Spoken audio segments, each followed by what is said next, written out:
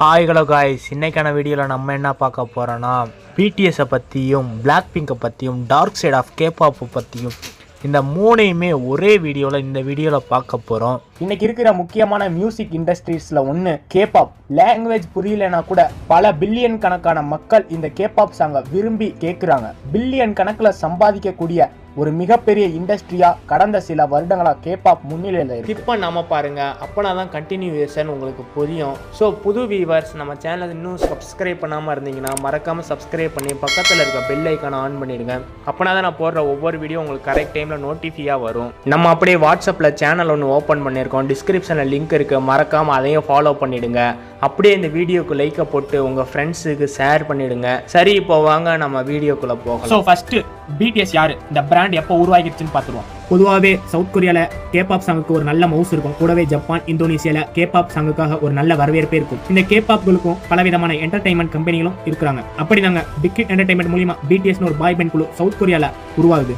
பிடிஎஸோட full form என்னன்னா Bangtan சோனியோட்டனம், இவங்களை Bangtan பாய்ஸ்னு சொல்றாங்க. பிடிஎஸ்னாலே எல்லாத்துக்கும் ஒரு விதமான வைப் அண்ட் கிரேசி பயங்கரமாவே கிரியேட் ஆகுது. இன்னைக்கு இந்தியாவிலையும் பரவலா பிடிஎஸ்க்கு ஒரு தனி ஃபேன் பேஜே இருக்குங்க. பிடிஎஸ் நேம அவங்க எடுத்தோன்னே வச்சுட்டாங்களான்னு கேட்டீங்கன்னா இல்லைங்க, அவங்க நிறைய நேம சஜஸ்ட் பண்ணியிருந்தாங்க, கடைசியா பிடிஎஸ்னு வச்சுட்டாங்க. ஆனா அவங்களுக்கு வைக்கும்போது தெரியாது உலகம் ஃபுல்லா இருக்கிற பல பேரோட ஹார்ட் அவங்க இழுக்க போறாங்கன்னு. February 1, 2005 பிக் ஹிட் என்டர்டைன்மெண்ட் அப்போ ஒரு சின்ன கம்பெனியா இருந்தாங்க.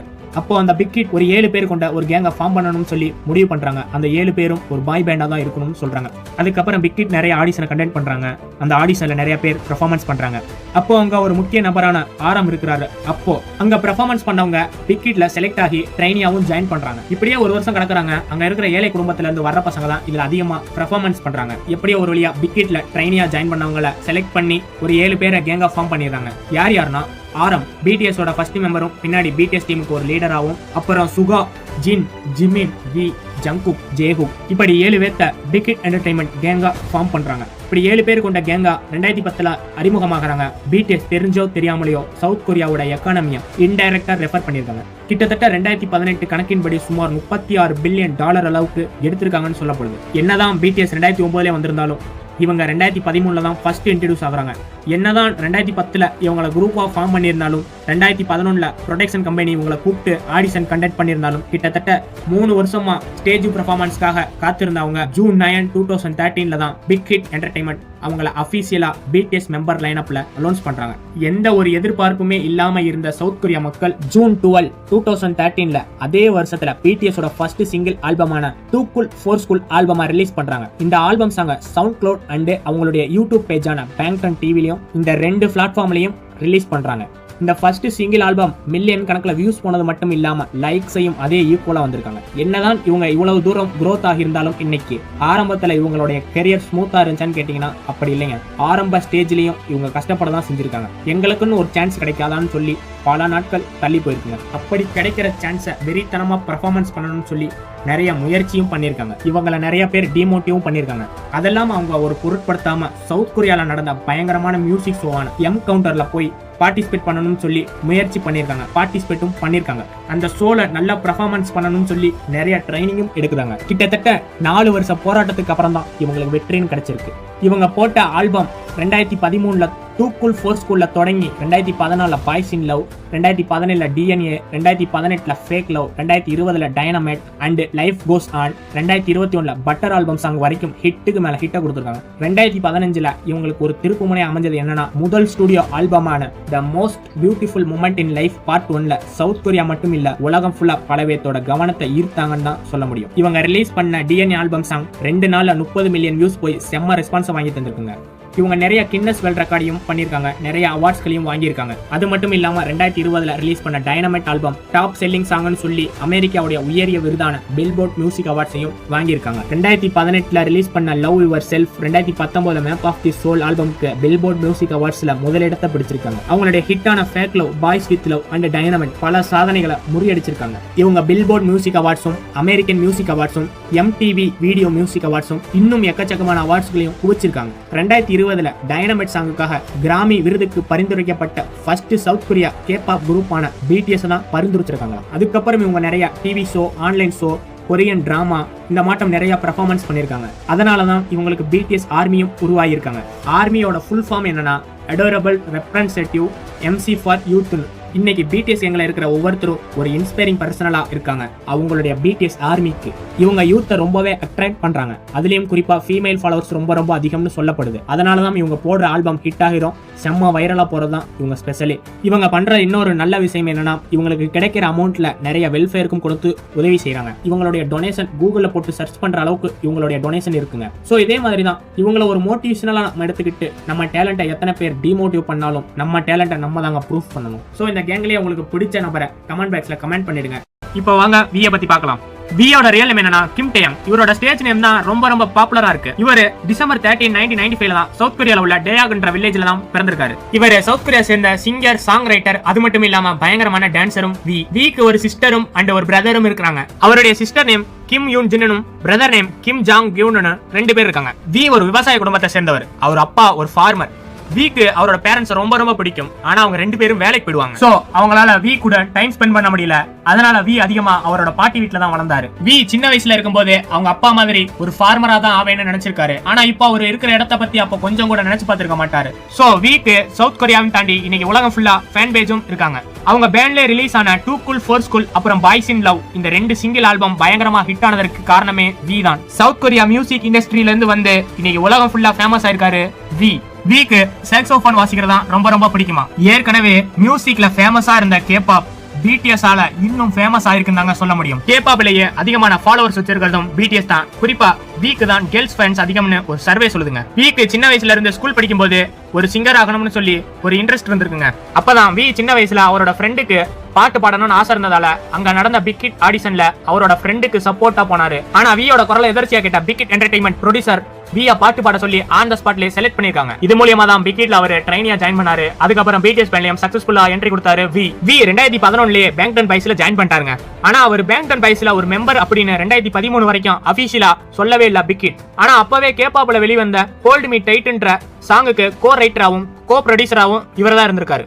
அது மட்டும் இல்லாம ஃபன் பாய்ஸ்ல ஒரிஜினல் லிரிக்ஸ்ல வெளிவந்த சிக்மான்ற பாட்டுக்கு கான் மியூசிக் சார்ட்ல 26வது இடத்தையும் பில்போர்ட் வேர்ல்டு டிஜிட்டல் சார்ட்ல 10வது இடத்தையும் பிடிச்சிருக்காங்க. வி எப்போ நிறைய பேருக்கு வெளியே தெரிய ஆரம்பிச்சாருன்னா சம் ஒன் லைக்ன்ற பாட்டுக்கு வி கவர் வீடியோ பண்ணும்போதுதான் விய நிறைய பேருக்கு தெரிய வந்திருக்குங்க. வி நிறைய மியூசிக் அவார்ட்ஸும் வாங்கியிருக்காருங்க. என்னன்னா மெலோன் மியூசிக் அவார்ட்ஸும் கோல்டன் மியூசிக் அவார்ட்ஸும் சியோல் மியூசிக் அவார்ட்ஸும் இன்னும் ஏகப்பட்ட மியூசிக் அவார்ட்ஸும் வாங்கியிருக்காருங்க. இவர் சிங்கிங்கும் டான்ஸையும் தாண்டி ஆக்டிங்கும் பண்ணிருக்காருங்க வி. 2014ல ஹிஸ்டாரிக்கல் டிராமா ஒன்னு நடிச்சிருக்காரு. அதோட நேம் த பொயட் வாரியர் யூத்னு. அந்த டிராமால வர மெயின் சவுண்ட் ட்ராக்கையும் வி தான் போட்டிருக்காராம். சோ இப்ப கேபாப்ல ரொம்ப ஃபேமஸான ஆர்டிஸ்ட் யாருன்னா அது பிடிஎஸ் மெம்பர்ல இருக்க வி தாங்க. சோ இப்போ அவருடைய ஸ்கூல் லைஃப் பத்தி பாப்போம். அவர் தன்னோட ஸ்கூல் லைஃப கொரியன் ஆர்ட் ஸ்கூல்ல தான் ஃபினிஷ் பண்ணாரு. ஒரு வாட்டி இன்டர்வியூல அவங்களோட கேர்ள்ஸ் ஃபேன் வந்து எனக்கும் என் ஃப்ரெண்டுக்கும் பிரச்சனையா இருக்குன்னு சொல்லிருக்காங்க. அப்ப வி தன்னோட ஸ்கூல் டேஸ்ல அவரோட ஃப்ரெண்ட்ஸ் கூட ஏற்பட்ட சண்டையா சொல்லி அந்த ஃபேன்ஸை சமாதானம் பண்ணிருக்காங்க. அப்போ வி என்ன சொன்னாருன்னு பாத்தீங்கன்னா, நான் ஸ்கூல் படிக்கும் போது எனக்கு ஒரு ஃப்ரெண்ட் இருந்தாரு. அவர் என்ன விட நல்லா படிப்பாரு, நல்லா ஸ்போர்ட்ஸ் எல்லாம் விளையாடுவாரு. ஆனா நான் வந்து அவர் அளவுக்கு இல்ல, கொஞ்சம் ஆவரேஜ் தான். நாங்க 2 பேரும் க்ளோஸ் ஃப்ரெண்ட் தான். ஆனா அவர் என்ன க்ளோஸ் ஃப்ரெண்டா ஏத்துக்கலன்னு நினைச்சுக்கிட்டு இருந்தேன். ஆனா ஃப்ரெண்டா தான் இருந்தோம் அப்படின்னு அந்த கேர்ள்ஸ் ஃப்ரெண்ட்ட ஜாலியா சொல்லியிருக்காரு வி. சோ வீட்ட வந்து ஒரு ஸ்பெஷல் இருக்கு. என்னன்னா அவர் ஒரு ஆம்பிடெக்டாஸ், அதாவது ஒரே டைம்ல 2 கையிலயும் எழுதுவாரு. அப்புறம் வியும் ஜிம்மினும் ஸ்கூல் டேஸ்ல கிளாஸ்மேட்டா தான் இருந்திருக்காங்க.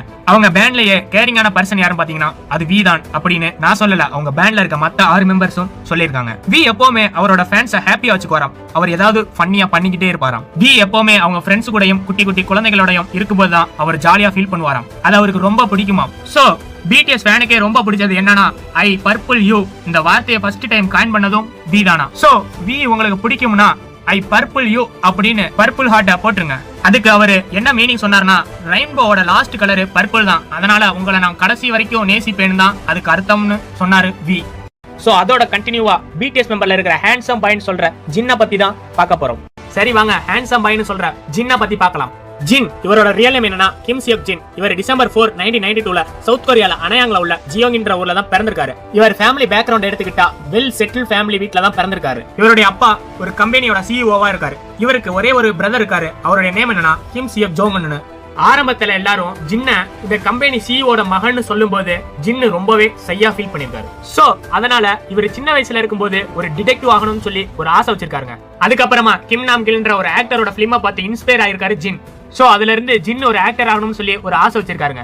அதுக்கப்புறமா ஜின் எலிமெண்டரி ஸ்கூல் முடிச்சு ஒரு வேலையா ஜூனியர் ஹை ஸ்கூல் போய் ஜாயின் பண்றாரு. இவர் ஜூனியர் ஹை ஸ்கூல் படிச்சுட்டு இருக்கும்போது தான் SM என்டர்டைன்மெண்ட் ஒரு கேபாப் ஐடல் கம்பெனி இவர மாதிரி ஒரு ஆளை தேடிக்கிட்டு இருந்தாங்க. இந்த SM என்டர்டைன்மெண்ட் கம்பெனியை பாத்தீங்கன்னா ஒரு ஃபேமஸான கம்பெனிங்க. இந்த கம்பெனி தான் இப்ப இருக்கிற எக்ஸோ, ரெட் வெல்வெட், NCT இந்த மாதிரியான நிறைய ஃபேமஸான குரூப்பை மேனேஜ் பண்றாங்க. இந்த SM என்டர்டைன்மெண்ட் கம்பெனி தான் ஜின்ன ஆடிஷன்ல செலக்ட் பண்ணி ட்ரெயினியா ஜாயின் பண்றதுக்கு ஆஃபர் லெட்டர் அனுப்புறாங்க SM என்டர்டைன்மெண்ட். ஆனா இவர் என்ன பண்ணாருன்னா இந்த ஆஃபர் லெட்டரை ரிஜெக்ட் பண்ணிட்டாரு. என்னன்னா அந்த டைம்ல இவருக்கு கேபாப் ஐடல் ஆகணும்னு சொல்லி ஆசை இல்லையாமா. இவருக்கு ஒரே ஒரு ஆசை தான் இருந்துச்சாமா. அந்த டைம்ல இவர் முழுக்க ஒரு ஆக்டர் ஆகணும் தான் இருந்தாராமா.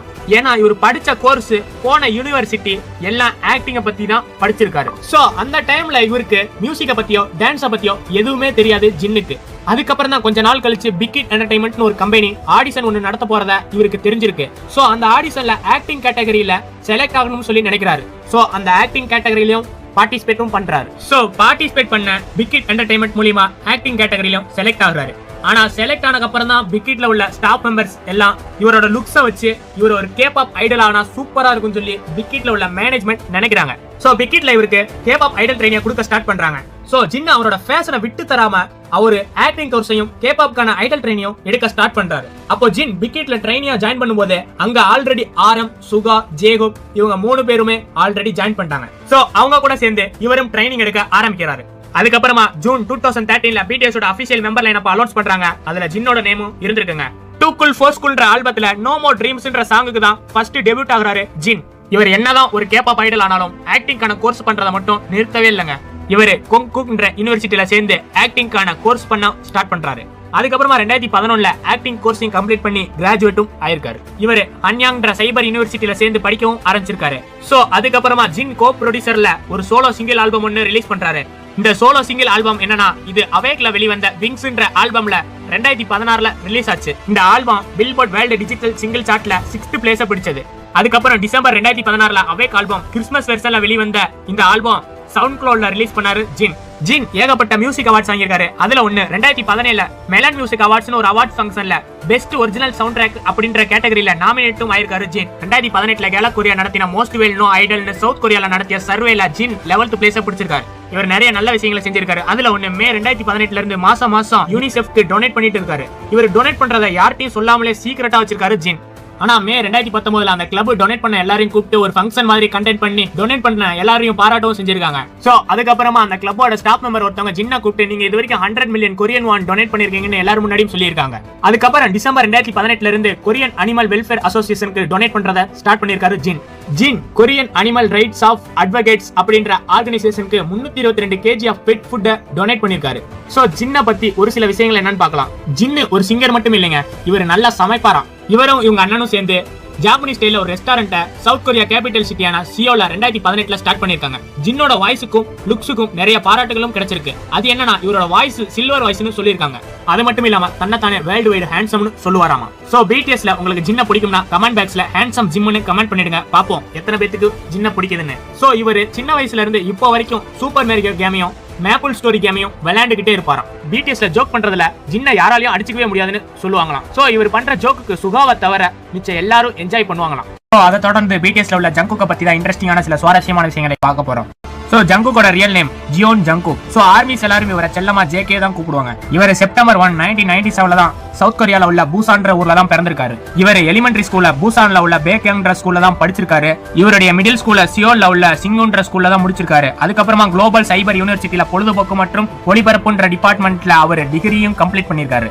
ஜங்குக் BTSல மெயின் வோக்கலிஸ்டாவும் ரேப்பர் அண்ட் மெயின் டான்சராவும் இருக்காரு. இவருக்கு ஒரு பிரதரும் இருக்காங்க. அவருடைய நேம் என்னன்னா ஜியோன் ஜங் ஹயுன். ஜங்குக்ன்ற இவர் எப்ப உலகத்துக்கு தெரிய வராருன்னா 2013ல ஜூன் 13 பிக் ஹிட் என்டர்டைன்மெண்ட் BTS ஓட அபிஷியல் மெம்பர் லைனப் அனௌன்ஸ் பண்றாங்க. சோ அப்பவே ஜங்குக் எல்லாத்துக்கும் பிடிக்குது.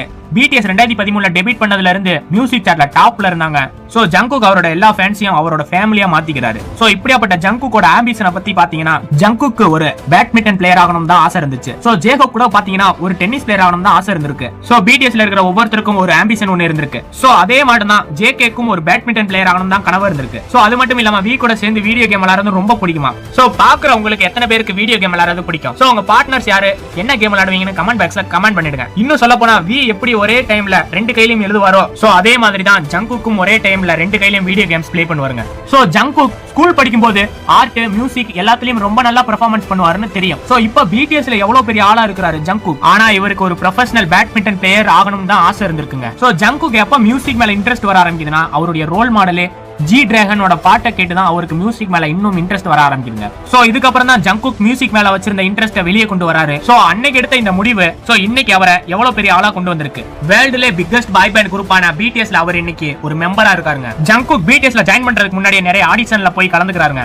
ஜங்குக் ஒரு டேலண்ட் ஷோலையும் பெர்ஃபார்மன்ஸ் பண்ணிருக்காரு. அந்த டேலண்ட் ஷோட நேம் என்னன்னா சூப்பர் ஸ்டார் கேன்ற ஷோல பார்ட்டிசிபேட் பண்ணிருக்காரு. அவரால் அந்த ஷோல ஃபைனல் வரைக்கும் போக முடியல.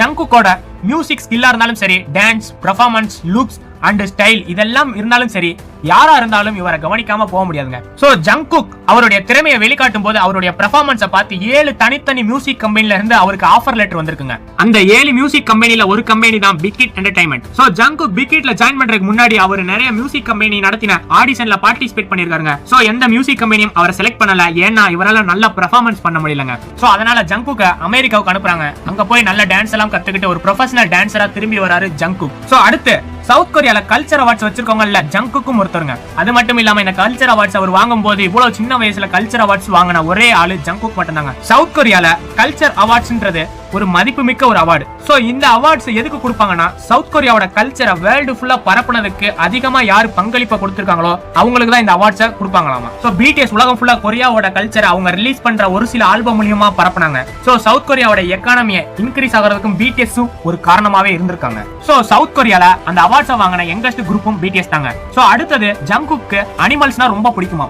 இவர் என்ன சொல்லுவார்னா, எனக்கு ஒரு சூப்பர் பவர் இருந்திருந்தா உலகத்துல இருக்கிற எல்லா அனிமல்ஸ் கூடயும் பேசுவாராம். சோ அதுக்கப்புறமா இவர் பொண்ணுங்கெல்லாம் பார்த்தா ரொம்ப வெட்கப்படுவாராம். அது மட்டும் இல்லாம ஜங்குக் டேகாண்டோல பிளாக் பெல்ட்டும் வச்சிருக்காருங்க. சோ பிடிஎஸ்ல இருக்க ஜிம்மினும் ஒரு பிளாக் பெல்ட் வச்சிருக்காருங்க. சோ ஜங்குக் அவரோட சின்ன வயசுலயே அந்த பிளாக் பெல்ட் வாங்கி வச்சிருக்காராம். சோ இது மட்டும் இல்லாம ஜங்குக் பாக்ஸிங்கும் தெரியும். சோ ஜிம்முக்குலாம் போய் ஜங்குக் ஒர்க் அவுட் பண்ணி வெயிட் லிஃப்டிங்லாம் பண்ணி 6 பேக் எல்லாம் வச்சிருக்காரு ஜங்குக். சோ அதுக்கப்புறமா ஜங்குக் ஜஸ்டின் பைபர்னா ரொம்ப பிடிக்குமா.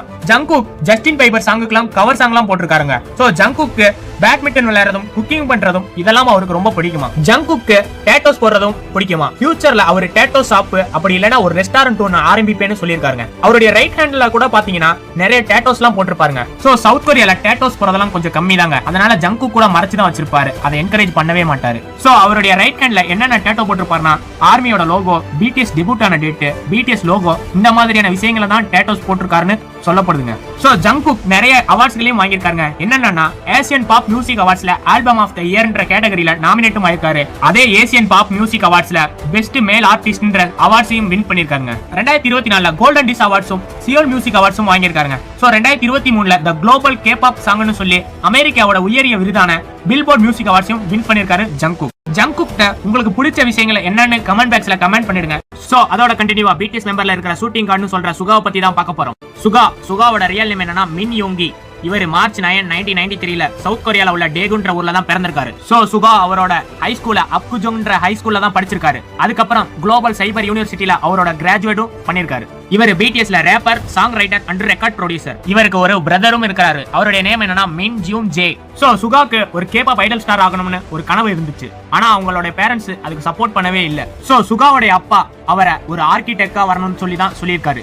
ஆனா சுகாவோட கிரியேட்டிவிட்டி மியூசிக் மேல போக விடாம வேற எதுலயும் காட்டினா அவரு ஒரு நல்ல நிலைமைக்கு வந்துருவாருன்னு அவங்க பேரண்ட்ஸ் நினைச்சிருக்காங்க. சோ சுகா பேரண்ட்ஸ் இப்படி இருந்ததால அவரோட மியூசிக் கரியர் அவங்க பேரண்ட்ஸ் சப்போர்ட் இல்லாமலே ஸ்டார்ட் பண்ணாரு சுகா. ஒரு கான்செப்ட்ல கூட அவங்களோட பேரண்ட்ஸை ஃபர்ஸ்ட் ரோல உட்கார வச்சு பிடிஎஸ் கேங்கோட பெர்ஃபார்மன்ஸ் பண்ணும்போது அவங்க பேரண்ட்ஸ் கை தட்டி ஆரவாரம் பண்ணும்போது சுகா செம்ம எமோஷனலா ஆறாரு அந்த ஸ்டேஜ்ல. சோ சுகா எப்ப அவரோட மியூசிக் கரியர் ஸ்டார்ட் பண்ணாருன்னா ஸ்டோனி குங்க், முல்ஃபின், அதுக்கப்புறம் எபிக் ஹையோட பெர்ஃபார்மன்ஸை பார்த்து தான் அவர் ஒரு ரேப்பர் ஆக போறேன்னு சொல்லியிருக்காரு. அவருடைய 13 வயசுலயே மியூசிக் உள்ள ஃபுல்லா இறங்கிறாருங்க. சுகா 13 வயசுல லிரிக்ஸ் எழுத ஸ்டார்ட் பண்ணிட்டாரு. அது மட்டும் இல்லாம பியானோ, மிடி இந்த மாதிரியான இசைக்கருவியை வாசிக்க கத்துக்கிட்டாரு. சோ அவருடைய 17 வயசுல ஒரு ரெக்கார்டிங் ஸ்டுடியோல பார்ட் டைம் ஜாப் ஒர்க்கரா அந்த ஸ்டுடியோல ஜாயின் பண்றாரு சுகா. அங்க அவருடைய மியூசிக் ஸ்கில்ல ஃபுல்லா டெவலப் பண்ணிக்கிறாரு. சோ மியூசிக் எப்படி கம்போஸ் பண்றது, எப்படி அரேஞ்ச் பண்றதுன்னு அங்கதான் சுகா எல்லாத்தையும் கத்துக்கிட்டாரு. சோ இது மட்டும் இல்லாம தன்னோட ரேப் ஸ்கில்லையும் அவர் இங்க தான் வளர்த்துக்கிறாரு. சோ சோ சுகா பிடிஎஸ்ல ஜாயின் பண்றதுக்கு முன்னாடி இவர் ஒரு அண்டர் கிரவுண்ட் ரேப்பர் குரூப்போட சேர்ந்து 518062 என்ற ஒரு ஆல்பம் பெர்ஃபார்மன்ஸ் பண்ணிருக்காரு. அத குவாஞ்சு அப்ரைசிங்ல செலிப்ரேட்டும் பண்ணிருக்காங்க. சோ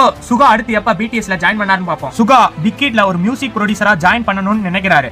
ஆனா 2010 பிக்கிட் என்டர்டைன்மெண்ட் நடத்திய ரேப் ஆடிஷன்ல போய் பெர்ஃபார்மன்ஸ் பண்ணிருக்காரு. அந்த ஆடிஷன்ல சுகா செலக்டும் ஆயிருக்காரு. அதுக்கப்புறம் சுகா பிக்கிட்ல ட்ரைனியா ஜாயின் பண்றாரு.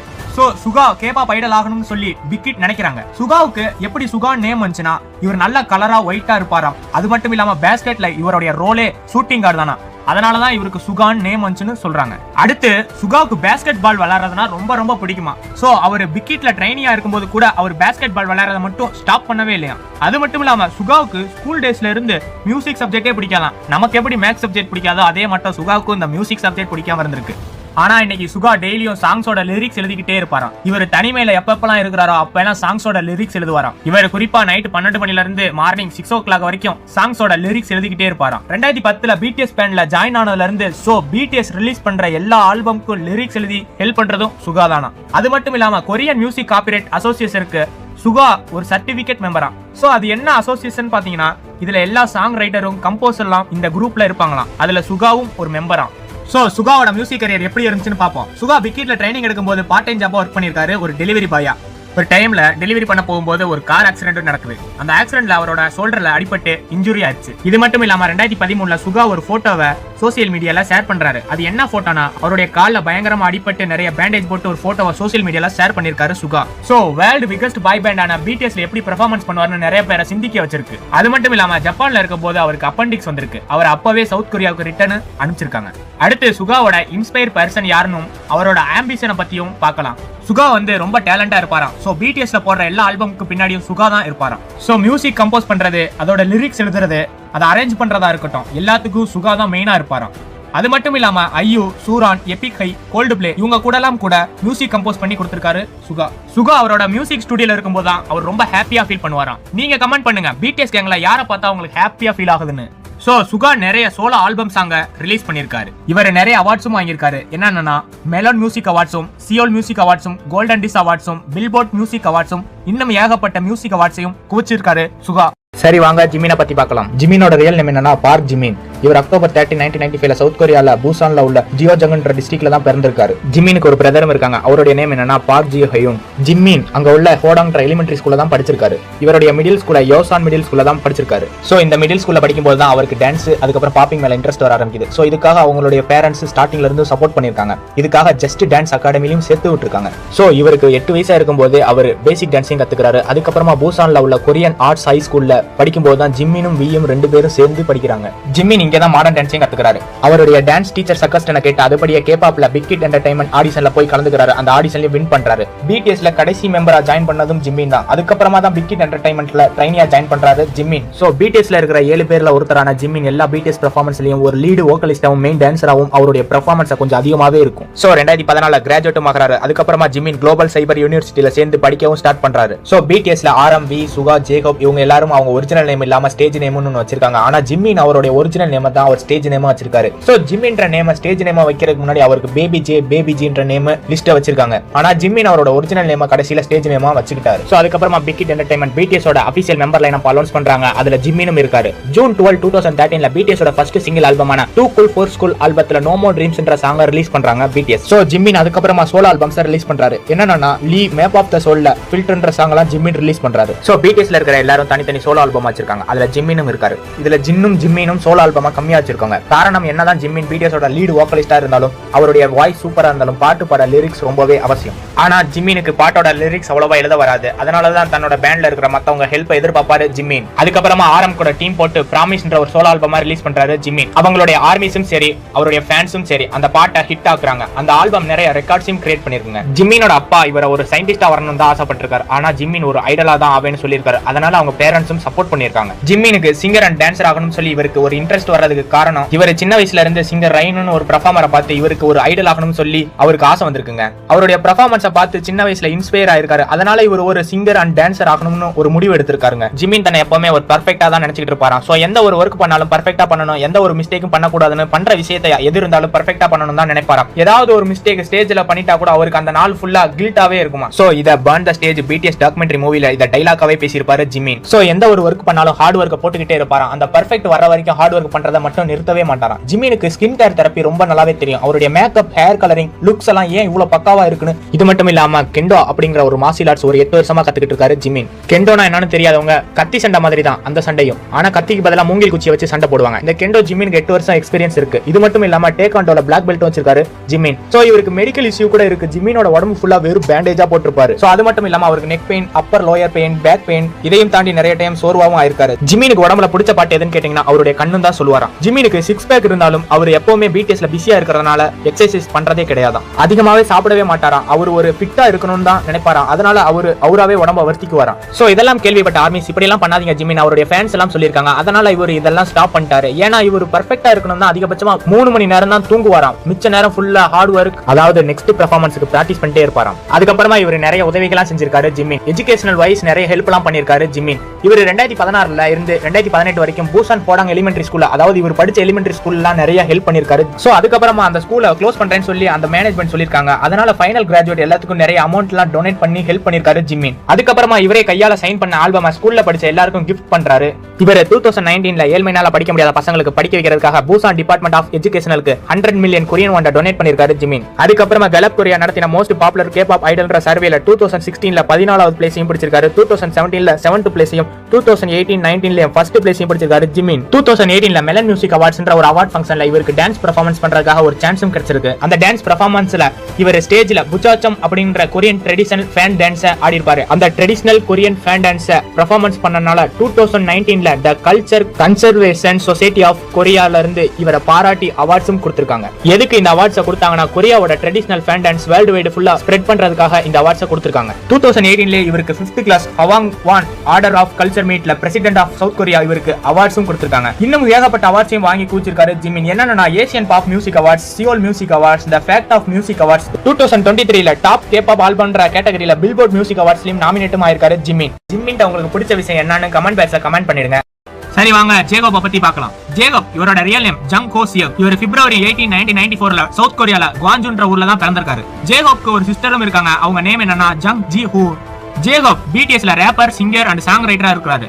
ஜேகோப் எலிமெண்டரி ஸ்கூல்ல முடிச்சிட்டு குவான்ஜூ ஹை ஸ்கூல்ல படிக்க ஸ்டார்ட் பண்றாரு. சோ BTSல ஜாயின் பண்றதுக்கு முன்னாடியே ஜேகோப் பயங்கரமான டான்சர். அவருக்கு எப்போ டான்ஸ்ல இன்ட்ரெஸ்ட் வர ஆரம்பிக்குதுன்னா அவர் ஹை ஸ்கூல் படிக்கும் போது இருந்து அவருக்கு இன்ட்ரெஸ்ட் வர ஆரம்பிக்குதுங்க. அதுக்கப்புறம் சவுத் கொரியால நியூரான் சொல்லப்படுற ஒரு அண்டர் கிரவுண்ட் ரேப்பர் குரூப் டீம்ல ஜாயின் பண்றாரு ஜேகோப். அதுல ஜாயின் பண்ணி நிறைய காம்படிஷன்ல கலந்துக்கிட்ட காம்படிஷன்ல வின்னும் பண்றாரு. டான்ஸ் மட்டும் இல்லாம சாங் ரைட்டிங்லயும் நல்ல டேலண்டாவே இருக்காரு ஜேகோப். சோ அடுத்து ஜேகோப்போட ஆம்பிஷனை பத்தி பார்க்கலாம். BTSல இருக்கிற எல்லாத்துக்கும் ஒவ்வொரு ஆம்பிஷன் இருக்கும். ஜேகோப்க்கு டென்னிஸ் பிளேயர் ஆகணும்னு சொல்லி தான் ஆசை இருந்திருக்கு. இன்னும் சொல்ல போனா ப்ரொஃபஷனல் டென்னிஸ் காம்படிஷன்ல கலந்துக்கிட்டு பிரான்ஸ் எல்லாம் வின் பண்ணிருக்காரு ஜேகோப். ஆனா டென்னிஸோட டான்ஸ்ல அதிகமா ஆர்வம் இருந்ததால அதுல இன்ட்ரெஸ்ட் அதிகமா காமிக்க ஆரம்பிச்சிட்டாரு. சோ சவுத் கொரியால JYP என்டர்டைன்மெண்ட் ஒரு கேபாப் ஏஜென்சி ஜேகோப்பை செலக்ட் பண்ணாம விட்டதால அவரை பிக் ஹிட் என்டர்டைன்மெண்ட் கம்பெனி அவரை செலக்ட் பண்றாங்க. 2009ல JYP நடத்தின ட்ரைனிங் ஆடிஷன்ல ஜேகோப் போய் கலந்துக்கிறாரு.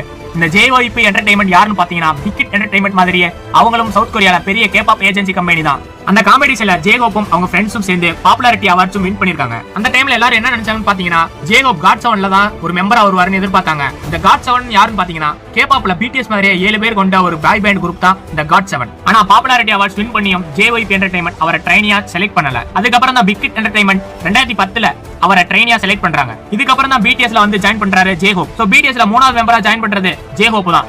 பிக் ஹிட் என்டர்டைன்மெண்ட்ல ட்ரைனியா ஜாயின் பண்ணதுக்கு அப்புறம் தான் இவர் சியோலுக்கு ஷிஃப்ட் ஆகுறாரு ஜேகோப். அந்த டைம்ல தான் இவரோட ஃபேமிலிக்கு ரொம்ப கஷ்டமாகுது. என்னன்னா இவரோட ஃபீஸ் பே பண்ண முடியாம போகுது. அவங்க அப்பா இதெல்லாம் வேணாம் விட்டுட்டு வந்துருன்னு சொல்லிருக்காங்க. ஆனா அவங்க அம்மா ஜேகோப்புக்கு சப்போர்ட் பண்ணி அவங்க ஒர்க் பண்ணி தான் ஜேகோப்புக்கு ஃபீஸ் கட்டிருக்காங்க. அதுக்கப்புறமா BTSல 7 மெம்பர் ஃபார்ம் பண்றாங்க. பிக் ஹிட் என்டர்டைன்மெண்ட் BTSோட அபிஷியல் மெம்பர் லைனப் அனௌன்ஸ் பண்றாங்க. ஆனா அவங்க 7 மெம்பர்ஸ்க்கும் ஒவ்வொரு பொசிஷன் அலாட் பண்ணாங்க. அந்த சமயத்துல தான் வீக் ரேப்பர் பொசிஷனும் ஜேகோப்புக்கு வோக்கலிஸ்ட் பொசிஷனும் கிடைச்சிருக்கு. ஆனா வீக் அந்த ரேப்பர் பொசிஷன்ல ரேப் எப்படி பண்றதுன்னு தெரியல. சோ ஜேகோப் என்ன பண்ணாருன்னா நான் அந்த ரேப் பொசிஷன் எடுத்துக்கிறேன் இருக்கிறேன் நீ வோக்கலிஸ்ட் பொசிஷன் எடுத்துக்கன்னு ஜே ஹோப் விட்டு கொடுத்திருக்காருங்க. சோ நீங்க இந்த மாதிரி யாருக்காவது விட்டு கொடுத்திருந்தீங்கன்னா கமெண்ட் பாக்ஸ்ல மறக்காம அவங்கள கமெண்ட் பண்ணிடுங்க. சோ ட்ரைனிங் பீரியட்ல ஜே ஹோப் ரொம்பவே கஷ்டப்பட்டிருக்காங்க. அது மட்டும் இல்லாம அவருடைய பெர்ஃபார்மன்ஸ் ரொம்ப கம்மியாவே இருந்திருக்கு. அதனால தான் பிக் ஹிட் என்டர்டைன்மெண்ட் என்ன நினைக்கிறாங்கன்னா ஜே ஹோப் அந்த குரூப்பை விட்டு தூக்கிடலாம்னு நினைக்கிறாங்க. சோ ஜே ஹோப்பும் இதெல்லாம் விட்டுட்டு போயிடுறேன்னு சொல்லியிருக்காரு. அவங்க குரூப் மெம்பர்ஸ் இதெல்லாம் கேட்டு ஷாக்கா இருக்காங்க. ஆனா நம்ம ஆரம் ஜே ஹோப் டைம் பேசி பிக் ஹிட் என்டர்டைன்மெண்ட் பேசியிருக்காரு. சோ ஜே ஹோப் எங்களுக்கு வேணும், அவர் தான் எங்களுடைய கடைசி ஹோப்னு சொல்லியிருக்காங்க. ஆரம் ஜே ஹோப் இந்த டீம்ல இருக்க சொல்லியிருக்காங்க. அது மட்டும் இல்லாம பிக் ஹிட் என்டர்டைன்மெண்ட்டையும் சம்மதிக்க வச்சிருக்காரு. இதுக்கப்புறமா தான் பயங்கரமா எஃபெக்ட் போட்டு ரொம்ப ஹார்ட் ஒர்க் பண்ணி ஒரு வழியா ட்ரைனிங்கும் முடிச்சிருக்காரு. அதுக்கப்புறமா பிடிஎஸ்ல டெபியூட்டும் ஆகி பிடிஎஸோட ஃபர்ஸ்ட் சிங்கிள் ஆல்பமான டூ கூல் ஃபோர் ஸ்கூல் அப்படிங்கிற ஆல்பத்தை ரிலீஸும் பண்ணிருக்காங்க. சோ பிடிஎஸோட டெபியூட் முடிஞ்சதுக்கு அப்புறமா வந்து ஃபர்ஸ்ட் பர்த்டே அன்னைக்கு இவருக்கு சர்ப்ரைஸ் கொடுக்கலாம்னு சொல்லி மத்த பிடிஎஸ் மெம்பர்ஸ் எல்லாம் நினைச்சிருக்காங்க. சோ இவருக்கு ஒரு சர்ப்ரைஸ் வீடியோ ஒன்னு ரெடி பண்றாங்க. அந்த வீடியோல ஜே ஹோப்போட அப்பா பேசியிருப்பாரு. அவருடைய அப்பா என்ன சொல்லியிருப்பாருன்னா, உன்னை நினைச்சு எனக்கு ரொம்ப பெருமையா இருக்கு, ரொம்ப சந்தோஷமா இருக்குதுன்னு அவருடைய அப்பா அந்த வீடியோல பேசியிருப்பாருங்க. இதை கேட்ட உடனே ஜே ஹோப் அந்த இடத்துல ரொம்ப எமோஷனல் ஆகி அழுதுருப்பாருங்க. அதுக்கப்புறமா ஜே ஹோப் நிறைய சோலோ ஆல்பமா ரிலீஸ் பண்ணிருக்காரு. அது மட்டும் இல்லாம இவர் அம்மாக்காகவும் ஒரு சாங் ஒன்னு டெடிகேட் பண்ணிருக்காரு. அதுக்கப்புறமா 2019 அமெரிக்கன் சிங்கரான பெக்கியோட சேர்ந்து சிக்கன் நூல் சூப் அப்படிங்கிற சாங்கையும் ரிலீஸ் பண்ணிருக்காரு. இவர் தனக்குன்னு ஒரு ஸ்டேஜ் நேம் கிரியேட் பண்ணணும்னு சொல்லி ஆசைப்பட்டிருக்காரு. அதுக்காக ஜே ஹோப்ன்ற ஸ்டேஜ் நேமையும் கிரியேட் பண்ணிருக்காருங்க. இதுக்கு என்ன அர்த்தம்னா ஹோப் ஃபார் ஃபேன்ஸ், அதுக்கப்புறமா ஹோப் ஃபார் பிடிஎஸ், அது மட்டும் இல்லாம பண்டோரா பாக்ஸ் குறிக்கும்னு சொல்லியிருக்காங்க. இது மட்டும் இல்லாம ஜே ஹோப் நிறைய நல்ல விஷயங்களும் செஞ்சிருக்காரு. அவர் 2018 சைல்டு ஃபண்ட் கொரியா அப்படிங்கிற ஒரு ஆர்கனைசேஷனுக்கு 150 மில்லியன் கொரியன் வாண்டா டொனேட் பண்ணிருக்காரு. இவர் 2019 2020 அதே ஆர்கனைசேஷனுக்கு 100 மில்லியன் கொரியன் வாண்டா டொனேட் பண்ணிருக்காங்க. சோ என்னதான் இவர் சின்ன வயசுல ஃபேமிலி கஷ்டப்பட்டு இருந்தாலும் இப்போ ஒரு நல்ல பொசிஷன்லயும் நல்ல ஹெல்பிங் பர்சனாவும் இருக்காருங்க. இவரை போல நம்மளும் ஒரு ஹெல்பிங் பர்சனாவும் இருக்கணுங்க. இவர் நிறைய அவார்ட்ஸும் வாங்கியிருக்காருங்க. 2023 கோல்டன் டிஸ்க் அவார்ட்ஸ்ல பெஸ்ட் ஆல்பம்ன்ற கேட்டகரியில நாமினேட்டும் ஆயிருக்காரு. 2023 அதே வருஷத்துல கிராமி அவார்ட்ஸ்ல ஆல்பம் ஆஃப் த இயர்ன்ற கேட்டகரியில நாமினேட்டும் ஆயிருக்காரு. 2022 கல்ச்சர் அண்ட் ஸ்டைல் அவார்ட்ஸ்லயும் மோஸ்ட் பாப்புலர் மேல் ஆர்டிஸ்ட்ன்ற கேட்டகரியிலும் வின்னும் பண்ணிருக்காங்க. சரி வாங்க ஆரம்ப பத்தி பார்க்கலாம். ஆரமுடைய ரியல் நேம் கிம் நாம்ஜூன். இவர் செப்டம்பர் 12 1994 தான் சவுத் கொரியால டாங்ஜாக்ன்ற டிஸ்ட்ரிக்ட்ல தான் பிறந்திருக்காரு. அதுக்கப்புறமா இவருக்கு 4 வயசா இருக்கும்போது சவுத் கொரியால கோயாங்கில உள்ள இல்சான்ற டிஸ்ட்ரிக்ட்ல ஃபேமிலியோட ஷிஃப்ட் ஆயிடுறாங்க. இவருக்கு ஒரு சிஸ்டரும் இருக்காங்க. அவங்களுடைய நேம் என்னன்னா கிம் கியூங் மின். ஆரம் அவருடைய ஹை ஸ்கூல்ல அப்குஜோங்ன்ற ஹை ஸ்கூல்ல தான் படிச்சிருக்காரு. அதுக்கப்புறமா குளோபல் சைபர் யூனிவர்சிட்டியில அவர் டிகிரியும் கம்ப்ளீட் பண்ணிருக்காரு. இவருக்கு 11 வயசுல எபிக் ஹைஃப்ளையோட சாங்க கேட்டு தான் இவருக்கு ஹிப்ஹாப் மேலேயே அதிகமா இன்ட்ரெஸ்ட் வர ஆரம்பிக்குதுங்க. இவர் பிடிஎஸ்ல song writer, record producer and டான்சருங்க. சோ ஆர்மிஸ் எல்லாரும் தெரிஞ்ச விஷயம் தான் பிடிஎஸோட ஃபர்ஸ்ட் மெம்பரும் அண்ட் பிடிஎஸோட லீடரும் ஆரம் தான். இவருக்கு எப்படி ஆரம்ன்ற நேம் வந்துச்சுன்னா, பிடிஎஸ்ல இருக்கிற 7 மெம்பர்ஸும் ஒரு சிலர் அவங்களுடைய ஸ்டேஜ் நேம் அவங்களே சூஸ் பண்ணிக்கிட்டாங்க. ஆனா ரேப் மான்ஸ்டர்ன்றது அவங்க ஆர்மிஸ் அவருக்கு செல்லமா வச்ச நேம்ங்க. ஆரம் ரேப் மான்ஸ்டர்ன்ற நேம 2019 நவம்பர் 15ஆம் தேதி ஆரம்னு ஸ்டார்ட் பண்ணி வச்சுக்கிட்டாருங்க. அதுக்கப்புறமா அவர் ஆரம்னா ரேப் மான்ஸ்டர்னு குறிக்காது, ரியல்மியா தான் குறிக்குன்னு அவரே சொல்லியிருக்காருங்க. ஆரம்க்கு எப்பவுமே அவருக்கே ரொம்ப பிடிக்குமா, அதனாலதான் இந்த நேம் வச்சிருக்காருன்னு சொல்றாங்க. ஆனா ஆரம் பிடிஎஸ்ல வந்து ஜாயின் பண்றதுக்கு முன்னாடி ஒரு அண்டர் கிரவுண்ட் ரேப் மான்ஸ்டரா இருந்திருக்காருங்க. அப்போ அவருடைய நிக் நேம் என்னன்னா ரேஞ்சர் ரேண்டா. அதாவது ஒரு சின்ன வயசுல விளையாண்ட மேப்பிள் ஸ்டோரி கேம்ல யூஸ் பண்ண நேம் தான் இந்த ரேஞ்சர் ரேண்டா. ஆனா ஸ்டேஜ் நேம் நிக் நேம்னு வரும்போது இந்த நேம் இல்லாம அவர் பேண்ட்ல செல்லமா வச்ச நேம் என்னன்னு பாத்தீங்கன்னா காட் ஆஃப் டிஸ்ட்ராக்ஷன். ஏன் இந்த நேம் வச்சாங்கன்னு பாத்தீங்கன்னா ஆரம் எந்த பொருள் எடுத்தாலும் உடைச்சிருவாராம், மைக்க தவிர. அடுத்து நம்ம பார்க்க போற விஷயம் என்னன்னா, ஆரம் ஃபேன்ஸுக்கும் ஆர்மி மெம்பர்ஸ்க்கும் தெரிஞ்ச விஷயம் தான். என்னன்னா ஆரமோட ஐக்யூ லெவல் 148. ஆரம் ரொம்பவே டேலண்டான பர்சன். அவருடைய நாலேஜும் ரொம்ப ரொம்ப அதிகம். வேர்ல்டுலயே வெறும் 0.1% பாப்புலேஷனுக்கு தான் 140க்கும் மேல ஐக்யூ லெவல் இருக்குமா. அதுல ஆரமும் ஒரு ஆள் தாங்க. பிடிஎஸ்லயே ஃப்ளூயண்டா இங்கிலீஷ் பேசுறதும் ஆரம் தான். இது அவர் ஸ்போக்கன் இங்கிலீஷ் கிளாஸ் போயோ புக்க படிச்சோ கத்துக்கல. அதுக்கு மாறா அவர் சின்ன வயசுல பார்த்த அமெரிக்காவோட சிட்காம் சீரிஸான ஃப்ரெண்ட்ஸ்ன்ற சீரிஸை பார்த்து தான் கத்துக்கிட்டாராம். ஆரம் எப்பவுமே என்ன சொல்லுவாருன்னா, பிடிஎஸ் பேண்டோட டிரான்ஸ்லேட்டர் நான் தான் சொல்லுவாராம். சோ அதுக்கப்புறமா யுஎன் ஜெனரல் அசம்பிளி ஈவென்ட்ல ஆர்மிஸ் யாரும் இந்த டேட்டை மறந்துருக்கவே மாட்டாங்க. 24 செப்டம்பர் 2018 இந்த டேட்ல தான் பிடிஎஸ் ஒரு ஹிஸ்டரியை கிரியேட் பண்ணாங்க. யுஎன் ஜெனரல் மீட்டிங் ஹிஸ்டரியிலே ஒரு கேபாப் பேண்ட் ஸ்பீச் கூப்பிட்டது அதுதான் ஃபர்ஸ்ட் டைம். பிடிஎஸ் பேண்டோட லீடரான ஆரம் தான் அங்க ஸ்பீச்சை கொடுத்திருக்காரு. பெரிய பெரிய பீப்புள் முன்னாடி எல்லாம் பேசுறோம், எந்த ஒரு தயக்கமும் இல்லாம சூப்பரா ஸ்பீச் கொடுத்தாரு ஆரம். சோ பிடிஎஸ் பேண்ட்ல இருக்கிற மத்த மெம்பர்ஸ் மாதிரியே ஆரம் அவருடைய ஃபேன்ஸ்லயும் ஆர்மிஸையும் அவருக்கு ரொம்ப பிடிக்குமா. எப்பவுமே ஃபேன்ஸ் கிட்ட என்ன சொல்லுவாருன்னு பாத்தீங்கன்னா, நான் என்ன நேசிக்க என்னுடைய ஃபேன்ஸை யூஸ் பண்ணிக்கிறேன், அதே மாதிரி நீங்க உங்களை நேசிக்க என்னையும் பிடிஎஸையும் யூஸ் பண்ணிக்கோங்கன்னு சொல்லுவாராம். சோ நீங்க கமெண்ட் பாக்ஸ்ல சொல்லுங்க, உங்களை நேசிக்க பிடிஎஸ் பேண்ட்ல இருக்கிற யாரை யூஸ் பண்ணிக்குவீங்கன்னு. சோ இது மட்டும் இல்லாம ஹியூமன் ரைட்ஸ்க்கும் பயங்கரமான சப்போர்ட்டர் ஆரம். சோ அதுக்கப்புறமா ஆரம் ஃபேன்ஸ் ஆரம்காக அனுப்புற லெட்டரை வெளியே டிராவலுக்கு போகும்போது கூடவே எடுத்துட்டு போவாராம் ஆரம். சோ இது மட்டும் இல்லாம ஆரம் ஒரு டேலண்டான சாங் ரைட்டருங்க. சின்ன வயசுல இருந்தே அவருக்கு இந்த ஆர்வம் இருந்திருக்கு. நிறைய கவிதைகள்லாம் எழுதி அதை நிறைய ஆன்லைன் பிளாட்ஃபார்ம்லயும் போட்டிருக்காரு ஆரம். அதுவும் 11 வயசுல ஹிப்ஹாப்க்கு வர்ற வரைக்கும் போட்டிருக்காரு ஆரம். அவருடைய டேலண்ட ப்ரூவ் பண்றதுக்கு யார் யார் கூட எல்லாம் சேர்ந்து ஒர்க் பண்ணிருக்கான்னு பாத்தீங்கன்னா, லில் நாஸ் எக்ஸ், ஃபால் அவுட் பாய், கிறிஸ் கலிகோ, இந்த மாதிரி பெரிய பெரிய ஆர்டிஸ்டோட சேர்ந்து ஒர்க் பண்ணிருக்காரு ஆரம். சோ அடுத்து நம்ம பார்க்க போற விஷயம் தான் ஆரம்க்கு நடந்த ஹார்ட் சர்ஜரி. ஆரம்ப ஸ்டேஜ்ல ஆரம்க்கு நிறைய நிறைய ஹேட்டர்ஸும் அது மட்டும் இல்லாம நிறைய விமர்சனங்களையும் தாண்டி தான் வந்திருக்காரு ஆரம். நிறைய பேர் ஆரம் பிளாஸ்டிக் சர்ஜரி பண்ணிருக்காங்கன்னு அப்படின்னு குறை சொல்லிட்டே இருந்தாங்க.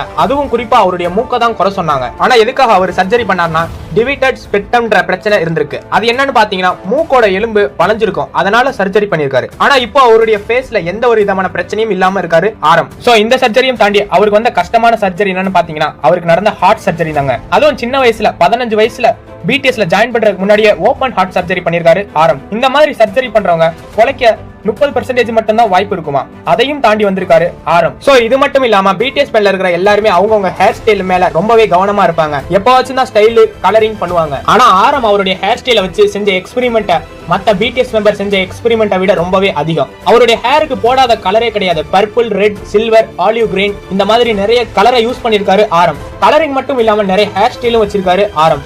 சோ இது மட்டும் இல்லாம ஆரம் நிறைய டொனேஷன் எல்லாம் பண்ணிருக்காரு. கொரியன் சொசைட்டி ஆஃப் ஃபாரன்சிக் சயின்ஸுக்கு 100 மில்லியன் கொரியன் வாண்ட டொனேட் பண்ணிருக்காரு ஆரம். சோ இது மட்டும் இல்லாம நிறைய அவார்ட்ஸும் வாங்கி குடிச்சிருக்காரு ஆரம். 2023ல கொரியன் ஹிப்ஹாப் அவார்ட்ஸையும் சியோல் மியூசிக் அவார்ட்ஸையும் தி ஃபேக்ட் மியூசிக் அவார்ட்ஸையும் வாங்கியிருக்காரு ஆரம். 2023ல அதே வருஷத்துல ஆல்பம் ஆஃப் தி இயர்னு கிராமி அவார்ட்ஸ்ல நாமினேட்டும் ஆயிருக்காரு ஆரம். சவுத் கொரியால YG என்டர்டெயின்மெண்ட் கம்பெனி மூலமா ஆகஸ்ட் 8, 2016ல பிளாக் பிங்க டெபியூட் பண்றாங்க. சோ இவங்களும் பிடிஎஸ் மாதிரியே ஒரு ஃபேமஸான கேர்ள்ஸ் கேபாப் ஐடல் குரூப் தான் இவங்களும். சோ இவங்களுக்கு பிளாக் பிங்க்ன்ற நேம் எப்படி வந்துச்சுன்னு பாப்போம். 2011ல YG என்டர்டெயின்மெண்ட் ஒரு ப்ரொடக்ஷன் கம்பெனி. சோ அதுக்கு முன்னாடி 21ன்ற கேர்ள்ஸ் பேண்ட் தான் நம்பர் 1 பேண்டா இருந்துச்சு. 21லயும் மொத்தம் 4 மெம்பர்ஸ் தான். ஆனா இண்டஸ்ட்ரியில அவங்களுடைய நேம் செம்மையா மெயின்டைன் பண்ணிட்டு இருந்தாங்க. சோ இவங்களுடைய பயங்கரமான ரீச்ச தொடர்ந்து தான் பிளாக் பிங்க்ன்ற ஒரு பேண்டே கிரியேட் ஆச்சு. இப்போதைக்கு 21 மாதிரியே பெர்ஃபார்மன்ஸ் பண்ணிட்டு இருக்க ஒரு பயங்கரமான கேர்ள்ஸ் பேண்ட் தான் பிளாக் பிங்க். YG என்டர்டெயின்மெண்ட்ல ஒரு அல்ட்ரா லெவல்ல உமன் எம்பவர்மெண்ட்டை காமிக்கணும்னு நினைச்சுதான் பிளாக் பிங்க்ன்ற கேர்ள்ஸ் குரூப்பையே உருவாக்குனாங்க. ஆனா அவங்களுடைய பவரை வெளிக்காட்ட ஒரு பவர்ஃபுல்லான நேம் தேவைப்பட்டுச்சு. அப்போ ஃபர்ஸ்டா YG என்டர்டெயின்மெண்ட் அந்த பேண்டுக்கு ஃபர்ஸ்ட் வச்ச நேம் என்னன்னா பிங்க் பங்க்ன்ற நேம் தான் வச்சிருக்காங்க. சோ அதுக்கப்புறம் தான் அந்த நேமை எடுத்துட்டு பிளாக் பிங்க்ன்ற நேம் வச்சிருக்காங்க. YG என்டர்டெயின்மெண்ட் உமன்ஸ் எம்பவர்மெண்ட்டை லீட் பண்ணி காமிக்கணும்னு தான் அவங்க எக்ஸ்பெக்ட் பண்ணாங்க. அதுக்காக தான் இவங்க பிளாக் பிங்க்ன்ற நேமையே சூஸ் பண்ணாங்க. ஒரு பக்கம் பிங்க் அழக பிரதிபலிக்கும் போது இன்னொரு பக்கம் பிளாக் டேலண்ட பிரதிபலிக்கும். அதனாலதான் YG என்டர்டெயின்மெண்ட் பிளாக் பிங்க்ன்ற நேமையே சூஸ் பண்ணாங்க. சோ அதுக்கு முன்னாடி பிளாக் பிங்க்ல ஃபர்ஸ்ட் 9 மெம்பர்ஸ் செலக்ட் பண்ணாங்க. இந்த 9 மெம்பர்ஸும் ஒவ்வொருத்தருமே ஒவ்வொரு குளோபல் ஆடிஷன்லயும் செலக்ட் ஆனவங்க. ஏன் குளோபல் ஆடிஷன் மூலமா செலக்ட் பண்ணாங்கன்னு பாத்தீங்கன்னா YG என்டர்டெயின்மெண்ட் ஒரு இன்டர்நேஷனல் பிராண்டா உருவாக்கணும்னு நினைச்சாங்க. அதுவும் நிறைய கல்ச்சர் அடிப்படையில இருக்கணும்னு நினைச்சாங்க. அதனாலதான் குளோபல் ஆடிஷன் மூலமா ஒரு கண்ட்ரில இருந்தும் ஒரு மெம்பரை சூஸ் பண்ணிருக்காங்க. அப்படி அவங்க சூஸ் பண்ணி எடுத்தது மொத்தம் 9 மெம்பர்ஸ். சோ சரி 9 மெம்பர்ஸ் எடுத்துட்டாங்களே, இப்போ 4 பேர் தானே இருக்காங்கன்னு இன்னும் 5 பேர் எங்கன்னு ஒரு டவுட் இருக்கும். சோ அதுல மியான்ற ஒரு மெம்பர் இருந்தாங்க. இப்போ கரண்டா கியூப் என்டர்டெயின்மெண்ட்ல G ஐடலா இருக்காங்க. சோ இவங்க YG என்டர்டெயின்மெண்டோட நோ டேட்டிங்ன்ற பாலிசியை மீறினதுனால இவங்கள பேண்ட்ல இருந்து தூக்கிட்டாங்கன்னு சொல்றாங்க. அடுத்து கிம்பின்னு ஒருத்தவங்க இருந்தாங்க. இவங்களையும் பேண்ட்ல இருந்து தூக்கிட்டாங்க. என்னன்னா ஒரு ஹெல்த் இஷ்யூ. அதுக்கப்புறம் 2019ல வந்து சோலோ டெபியூட் பண்ணாங்க. அடுத்து யூனா கியூம்னு ஒருத்தவங்க இருந்தாங்க. அவங்களும் இந்த குரூப்ல இருந்து வாண்டடா வெளியே போனாங்க. என்னன்னா இந்த ஆர்க்னு சொல்லப்படுற ஒரு கேபாப் கேர்ள்ஸ் பேண்ட்ல ஜாயின் பண்ண போனாங்க. ஆனா அந்த குரூப் இப்போ டிஸ்பேண்ட் ஆகிருச்சு. அடுத்து ஜீனின்னு ஒருத்தவங்க இருந்தாங்க. சோ அதுக்கப்புறமா சல்ஹானான்னு ஒருத்தவங்க. சோ இவங்க எல்லாம் பிளாக் பிங்க் பிங்க் பங்க்ன்ற நேம் இருக்கும் போதே இருந்தாங்க. ஆனா இப்போ பிளாக் பிங்க்ல வெறும் 4 பேர் தான் இருக்காங்க. சோ அதுக்கப்புறமா பிளாக் பிங்க் குரூப்லயே இன்டர்நேஷனல் லெவல்ல ரீச் ஆகணும்ன்றதுக்காகவே கிரியேட் பண்ண குரூப் தான் பிளாக் பிங்க். இந்த பிளாக் பிங்க் குரூப்பும் பெரிய பெரிய ரெக்கார்ட் லேபிள் எல்லாம் வச்சிருக்க குரூப் தான். பிளாக் பிங்க் எந்த வகையிலுமே கேர்ள்ஸ் பேண்ட்னு குறைஞ்சவங்களே கிடையாது. அதிகபட்சம் கேபாப் ஸ்டார்லாம் இங்கிலீஷ் பேசுறதும் கொஞ்சம் தடுமாறுவாங்க. அது மட்டும் இல்லாம மத்த இன்டர்நேஷனல் லாங்குவேஜ் அவ்வளவு சீக்கிரம் பேச வராது. ஆனா அதெல்லாம் பிளாக் பிங்க்ல கிடையவே கிடையாது. அதுக்கு என்ன காரணம்னு பாத்தீங்கன்னா சோ இவங்க எல்லாம் குளோபல் ஆடிஷன்ல செலக்ட் ஆனவங்க. 4 பேருமே வேற வேற கண்ட்ரில இருந்து வந்தவங்க. அதுவே அவங்கள ஒரு இன்டர்நேஷனல் பிராண்டா ஐடென்டிட்டியா ஆனாங்க. சோ இவங்க எல்லாருமே ஒவ்வொரு லாங்குவேஜ் பேசுறவங்க. இவங்க கொரியன், ஜாப்பனீஸ், தாய், இங்கிலீஷ் ஃப்ளூயண்டா தெரியும். ஒவ்வொருத்தரும் ஒவ்வொரு லாங்குவேஜ் ஃப்ளூயண்டா பேசுவாங்க. சோ அதுல 3 பேருக்கு ஃப்ளூயண்டா இங்கிலீஷ் பேச வரும். அதுல 2 பேருக்கு ஜாப்பனீஸும் 2 பேருக்கு சைனீஸும் தெரியும். அதுல லீசான்னு ஒருத்தவங்க இருக்காங்க. இவங்களுக்கு ஃப்ளூயண்டா 5 லாங்குவேஜ் பேசுவாங்க லீசா. சோ கமெண்ட் பாக்ஸ்ல உங்களுக்கு எந்த லாங்குவேஜ் எல்லாம் தெரியும்னு கமெண்ட் பாக்ஸ்ல கமெண்ட் பண்ணிடுங்க. சோ எந்த லாங்குவேஜ் எல்லாம் கத்துக்கலாம்னு ஆசை இருக்குன்னு அதையும் கமெண்ட் பாக்ஸ்ல கமெண்ட் பண்ணிடுங்க. சோ அதுக்கப்புறமா பிளாக் பிங்க்ல ஃபர்ஸ்ட் சோலோ ஆல்பம் ஜென்னி தான் போட்டிருக்காங்க. பிளாக் பிங்க்ல ஜென்னியும் ஜிசோவும் தான் சவுத் கொரியால பிறந்தவங்க. சோ அதுல ஜென்னி மட்டும் தான் ட்ரைனிங்க்கு 5 வருஷம் 11 மாசம் எடுத்துக்கிட்டாங்க. அது மட்டும் இல்லாம பிளாக் பிங்க்ல ஃபர்ஸ்ட் டெபியூட் ஆனதும் ஜென்னி தான். சோ ஃபியூச்சர் 21ன்ற வீடியோல மெயின் கேரக்டரா கூட ஆக்ட் பண்ணிருப்பாங்க. சோ அதெல்லாம் பிளாக் பிங்க்லாம் கிரியேட் ஆகிறதுக்கு முன்னாடியே சோ பிளாக் பிங்க்ல ஃபர்ஸ்ட் சோலோ ஆல்பம் போட்டவங்க ஜென்னி தான். அதுவும் most viewed music video by female கேட்டகரியில கேபாப் ஸ்டார்னு ஒரு ரெக்கார்டை வச்சிருக்காங்க. இன்னும் இவங்கள பத்தி சொல்லணும்னா இவங்க போடுற காஸ்டியூம் அவுட்ஃபிட்ஸ்லாம் ரொம்பவே காஸ்ட்லியா இருக்குமா. சோ இவங்கள பத்தி ஒரு தனி வீடியோவே போடலாம். சோ பிளாக் பிங்கோட ப்ரொடியூசர் யாருன்னா டெடி பார்க்ன்றவர் தான். சோ இந்த டெடி பார்க்ன்றவரு Korean American rapper song writer ஒரு ப்ரொடியூசருங்க. சோ இவர் நிறைய குரூப்புக்கெல்லாம் மியூசிக்லாம் போட்டிருக்காரு. அதுலயும் ஒன் டைம், 21, பிக் பேங், அப்புறம் பிளாக் பிங்க். சோ நம்ம இன்னைக்கு கேக்குற எல்லா பிளாக் பிங்க் சாங்குக்கு பின்னாடியும் இவர் தான் இருக்காங்கன்னு சொல்றாங்க. இவர் நிறைய ஹிட் சாங் எல்லாம் கொடுத்திருக்காரு. எதுனா whistle, Boombayah, kill this love, அது மட்டும் இல்லாம 21ஓட I am the best song, Big பேங்கோட ஃபேண்டாஸ்டிக் பேபின்ற சாங்கையும் இவர் தான் ப்ரொடியூசரா இருந்திருக்காரு. சோ அதுக்கப்புறமா கோட்சல்லா அப்படிங்கிற ஒரு பிளேஸ்ல ஃபர்ஸ்ட் பெர்ஃபார்மன்ஸ் பண்ண கேர்ள்ஸ் பேண்டும் பிளாக் பிங்க் தான். ஏப்ரல் 12, 2019ல Blackpink Coachella super music ஃபெஸ்டிவல்ல பெர்ஃபார்மன்ஸ் பண்ணாங்க. சோ அன்னைக்கு அவங்க பண்ண பெர்ஃபார்மன்ஸ் டைம் ஸ்கொயர்னு அப்படிங்கிற ஒரு சேனல்ல ஃபர்ஸ்ட் டைம் யூடியூப்ல லைவ் டெலிகாஸ்ட் பண்ணாங்க. அது மட்டும் இல்லாம நெட்ஃபிளிக்ஸ்ல black pink light up the ஸ்கைன்ற ஒரு டாக்குமெண்ட்ரியும் ரிலீஸ் பண்ணாங்க. சோ 2018ல பிளாக் பிங்க் ஏரியான் டூரையும் 2019ல இன் யுவர் ஏரியா வேர்ல்டு டூரையும் கம்ப்ளீட் பண்ணிருக்காங்க பிளாக் பிங்க். சோ டோட்டலா 40 ஷோ 6,26,025 அட்டெண்டன்ஸ். இந்த ப்ராசஸ் அப்பவே 26.5 மில்லியன் ஏர்ன் பண்ணிட்டாங்க. அதுவும் அப்ப வெறும் 9 சாங் மட்டும் தான் ரிலீஸ் பண்ணிருந்தாங்க. சோ அடுத்து லீசா பத்தி தான். இவங்க தாய்லாந்தை சேர்ந்தவங்க. இவங்க தான் பிளாக் பிங்கோட மெயின். அது மட்டும் இல்லாம அவங்க குரூப்போட main dancer, lead rapper. YG entertainment choose பண்ண ஃபர்ஸ்ட் நான் கொரியன் ஐடல் யாருன்னு கேட்டீங்கன்னா அவங்க லீசா தான். லீசா பிளாக் பிங்கோட பயங்கரமான டான்சர். அது மட்டும் இல்லாம லீசா 2019ல மோஸ்ட் பியூட்டிஃபுல் ஃபேன்ஸ்ல 3rd பிளேஸ பிடிச்சாங்க. அது மட்டும் இல்லாம இன்ஸ்டாகிராம்ல மோஸ்ட் ஃபாலோட் ஃபீமேல் கொரியன் ஆர்டிஸ்ட்னு ஒரு டைட்டிலே வச்சிருக்காங்க. சோ இவங்கள பத்தி ஒரு தனி வீடியோவா போஸ்ட் பண்றேன். சோ அடுத்து ரோசேயோட பேரண்ட்ஸ் மியூசிக் கரியருக்கு ரொம்பவே சப்போர்ட்டா இருந்தாங்க. சோ ஆஸ்திரேலியால நடந்த குளோபல் ஆடிஷன்ல அவங்களுடைய வோக்கல் ஸ்கில்ல வச்சு ஃபர்ஸ்ட் பிளேஸ பிடிச்சாங்க ரோசே. YG என்டர்டைன்மெண்ட்ல ஜாயின் பண்றதுக்கு முன்னாடி ரோசே அவங்க ஊர் சர்ச்சில் கொயர்ல பாடிட்டு இருந்தாங்க. சோ இன்னைக்கு கூட அவங்களுடைய ஹாபிஸ் என்னன்னு பாத்தீங்கன்னா டிராயிங் வரைவாங்களாம், இல்லைன்னா கிட்டார், பியானோ, மெலோடி சாங் பாடிக்கிட்டே ப்ளே பண்ணுவாங்களாம். இதெல்லாம் தாண்டி பிளாக் பிங்க்ல ஸ்டேஜ் நேம் யூஸ் பண்றது ஒரே ஆளு யாருன்னு பாத்தீங்கன்னா அது ரோசே தான். சோ அதுக்கப்புறமா YG என்டர்டைன்மெண்ட் அவங்கள அபிஷியலா அனௌன்ஸ் பண்றாங்க. சோ அதுக்கப்புறமா அவங்களுடைய ஃபர்ஸ்ட் சிங்கிள் ஆல்பமான ஸ்கொயர் 1ல விசில் பூம்பாயா சாங்க ரிலீஸ் பண்றாங்க பிளாக் பிங்க். சோ இவங்க 4 வருஷம் கஷ்டப்பட்டு ட்ரைனிங்லாம் எடுத்ததுக்கு அப்புறம் தான் YG என்டர்டைன்மெண்ட் இவங்கள டெபியூட் பண்றாங்க. சோ இவங்க ரிலீஸ் பண்ண ஆல்பம் சாங்க பாத்தீங்கன்னா கான் டிஜிட்டல் சார்ட்லயும் பில்போர்ட் வேர்ல்டு டிஜிட்டல் சார்ட்லயும் இடம் பிடிச்சிருக்குங்க. சோ இவங்க நிறைய அவார்ட்ஸ்லாம் வாங்கியிருக்காங்க. என்னன்னா சர்க்கிள் சார்ட் மியூசிக் அவார்ட்ஸும், கோல்டன் டிஸ்க் அவார்ட்ஸும், MTV வீடியோ மியூசிக் அவார்ட்ஸும், மெலோன் மியூசிக் அவார்ட்ஸும், சியோல் மியூசிக் அவார்ட்ஸும், பில்போர்ட் மியூசிக் அவார்ட்ஸும் வாங்கி கூச்சிருக்காங்க பிளாக் பிங்க். சரி வாங்க ஜென்னிய பத்தி பார்க்கலாம். ஜென்னியோட நேம் ஜென்னி கிம். இவங்க சவுத் கொரியால தான் ஜனவரி 16, 1996ல பிறந்திருக்காங்க. ஜென்னி சவுத் கொரியாவோட சிங்கர், ரேப்பர், டான்சர் அண்ட் ஆக்டரும் கூடங்க. அதுக்கப்புறமா பிளாக் பிங்கோட மெம்பருங்க. ஜென்னி அவங்களுடைய வீட்டுக்கு ஒரே பொண்ணு. அவங்க அம்மா ஒரு CJ டைரக்டர். அது மட்டும் இல்லாம அவங்க ஷேர் ஹோல்டர். அவங்க அப்பா ஒரு ஹாஸ்பிட்டல் வச்சிருக்காங்க. சோ ஜென்னி அவங்களுடைய எலிமெண்டரி ஸ்கூல்ல சியாங் டாங் அப்படின்ற எலிமெண்டரி ஸ்கூல்ல தான் படிச்சிருக்காங்க. சோ அதுக்கப்புறமா நியூசிலாந்துக்கு போயிருக்காங்க. அங்க ACG பார்னல் அப்படின்ற ஒரு காலேஜ்ல சேர்ந்து படிக்கிறாங்க. அங்கேயே ஃப்ளூயண்டா இங்கிலீஷ் பேசவும் கத்துக்கிறாங்க. சோ அதுக்கப்புறமா அவங்க கொரியன் அவங்க பேசுவாங்க. அது மட்டும் இல்லாம பேசிக் ஜாப்பனீஸும் அவங்களுக்கு தெரியும். 2010ல ஜென்னி மறுபடியும் சவுத் கொரியாக்கு வந்துடுறாங்க. அப்பதான் YG என்டர்டைன்மெண்ட் ஆடிஷன்ல பார்ட்டிசிபேட் பண்றாங்க. அதே இயர்ல தான் YG என்டர்டைன்மெண்ட்ல 6 இயர்ஸ் ட்ரைனியாவும் செலக்ட் ஆகுறாங்க. 2016ல ஜென்னிய ஃபர்ஸ்ட் டெபியூட் பண்றாங்க. YG என்டர்டைன்மெண்ட் அவங்கள அபிஷியலா அனௌன்ஸ் பண்றாங்க. ஆனா அவங்களுடைய ஃபர்ஸ்ட் டெபியூட் முன்னாடியே பிக் பேங்க்ல உள்ள G டிராகனோட That XX அப்படிங்கிற ஒரு மியூசிக்லயும் ஆல்ரெடி அவங்க பெர்ஃபார்மன்ஸ் பண்ணிருக்காங்க. சோ அதுக்கப்புறமா 2018ல சோலோ அப்படிங்கிற அவங்களுடைய சோலோ ஆல்பமா ஃபர்ஸ்ட் டைம் டெபியூட் பண்றாங்க ஜென்னி. அந்த சோலோ ஆல்பம் நிறைய ரெக்கார்ட்ஸையும் வாங்கி தந்துச்சுங்க. சோ அதுக்கப்புறமா ஜென்னி 2014ல சியோங்டம் ஊரி அனிமல் ஹாஸ்பிட்டல்ல ப்ரொடெக்டட் அவர் ஃபேமிலி அப்படிங்கிற கேம்பெயின்ல ஜென்னி ஒரு பார்ட்டா இருந்திருக்காங்க. நிறைய அபாண்டன்ட் அனிமல்ஸ் ரெஸ்கியூ பண்ண ஹெல்ப் பண்ணிருக்காங்க. 2019ல Hope Bridge association of the national disaster relief அப்படிங்கிறவங்க ஒரு ரிப்போர்ட்டை கொடுக்குறாங்க. என்னன்னு பாத்தீங்கன்னா சவுத் கொரியால ஏற்பட்ட வைல்டு ஃபயருக்கு ரிலீஃப் ஃபண்டா பிளாக் பிங்க் மெம்பர்ஸ் 4 பேருமே ஆளுக்கு 10 மில்லியன் கொரியன் வாண்டா டொனேட் பண்ணிருக்காங்கன்னு. சோ ஜென்னி தான் YG என்டர்டைன்மெண்டோட பிரின்சஸ்னு எல்லாரும் சொல்லுவாங்களாம். அவங்களுக்கு நிறைய ஃபேன்ஸும் இருக்காங்க. ஒரு டைம் என்ன ஆச்சுன்னு பாத்தீங்கன்னா சாம்சங் கேலக்சியோட A சீரிஸ் லான்ச்சிங் ஈவென்ட்டுக்கு பிளாக் பிங்க் தான் ஸ்பெஷல் கெஸ்டாவும் ஸ்டாராவும் கூப்பிட்டுருக்காங்க. அந்த ஈவென்ட்ல என்ன நடக்குதுன்னு பாத்தீங்கன்னா ஜென்னி ஒரு மாதிரி அப்செட்டா அழுகையா இருக்காங்க. எல்லா ஃபேன்ஸும் என்னன்னு பாக்குறாங்க. இதனால ஃபேன்ஸுக்கு இடையில கொஞ்சம் சலசலப்பு ஏற்படுதுங்க. ஒரு சில ஃபேன்ஸ் என்ன சொன்னாங்கன்னு பாத்தீங்கன்னா ஹேட் கமெண்ட்ஸ் எதுவும் அவங்களை ஏதாவது ஹேட் பண்ணிருக்குன்னு சொன்னாங்க. இன்னும் ஒரு சில ஃபேன்ஸ் என்ன சொன்னாங்கன்னு பாத்தீங்கன்னா ஜென்னி இக்னோர் பண்ணிருப்பாங்க, அவங்க பிரசன்டிங்க அவங்க மதிக்கவே இல்லைன்னு சொன்னாங்க. சோ அடுத்து ஜென்னிக்கு ஒரு சில நிக் நேம்லாம் இருக்கு, அதெல்லாம் என்னன்னு பாப்போங்க. அவங்களுக்கு சின்ன வயசுல ஒரு நிக் நேம் இருந்துச்சு, அது என்னன்னு பாத்தீங்கன்னா ஜெர்ரி. டாம் அண்ட் ஜெர்ரில வர்ற அந்த ஜெர்ரி தாங்க. ஏன் இந்த நேம் அவங்களுக்கு வந்துச்சுன்னு பாத்தீங்கன்னா அவங்க ஜெர்ரி மட்டும் சவுண்ட் போடுவாங்களாம். சோ அதனால ஜென்னிக்கு ஜெர்ரின்ற ஒரு நேம் இருந்திருக்குங்க. அது மட்டும் இல்லாம அடிக்கடி குழந்தை வாய்ஸ்ல கூட பேசுவாங்களாம். சோ அதுக்கப்புறமா அவங்களுக்கு ஹியூமன் குஷி அப்படிங்கிற ஒரு நிக் நேமும் இருக்குங்க. இந்த குஷின்னு என்னன்னு பாத்தீங்கன்னா இது ஒரு லக்ஸரிஸான பிராண்டுங்க. அவங்க நிறைய காஸ்ட்லி ட்ரெஸ் எல்லாம் போடுறதுனால அவங்களுக்கு இந்த மாதிரி நேம் இருக்குன்னு சொல்றாங்க. சோ அது மட்டும் இல்லாம அவங்களே பார்த்து நான் டக்கு மாதிரி இருக்கேன்னு சொல்லிக்குவாங்களாம். சோ நம்ம எல்லாரும் ஜென்னிய ஸ்டேஜ் பெர்ஃபார்மன்ஸ்ல அவங்க பேண்ட் மெம்பர்ஸ் கூட இருக்கும்போது பார்த்திருப்போம். ரொம்ப ஜாலியா கேர்ஃபுல்லா இருப்பாங்க, ரொம்ப எனர்ஜெட்டிக்காவும் இருப்பாங்க. ஆனா முன்ன பின்ன தெரியாதவங்க கூட பேசும்போது கூச்சப்படுவாங்களாம். ஒரு டைம்ல ஹை கட் கொரியா அப்படிங்கிற ஒரு இன்டர்வியூல இத பத்தி சொல்லியிருப்பாங்க. என்னன்னு பாத்தீங்கன்னா ஒய்ஜி என்டர்டைன்மெண்ட்ல நடந்த ஃபர்ஸ்ட் ஆடிஷன் அப்போ ரொம்ப பயந்து போய் இருந்தாங்களாம் ஜென்னி. அவங்க வாய்ஸ்ல இருந்து ஹலோ அப்படிங்கிற வார்த்தை கூட முழுசா வரலன்னு சொல்லியிருப்பாங்க.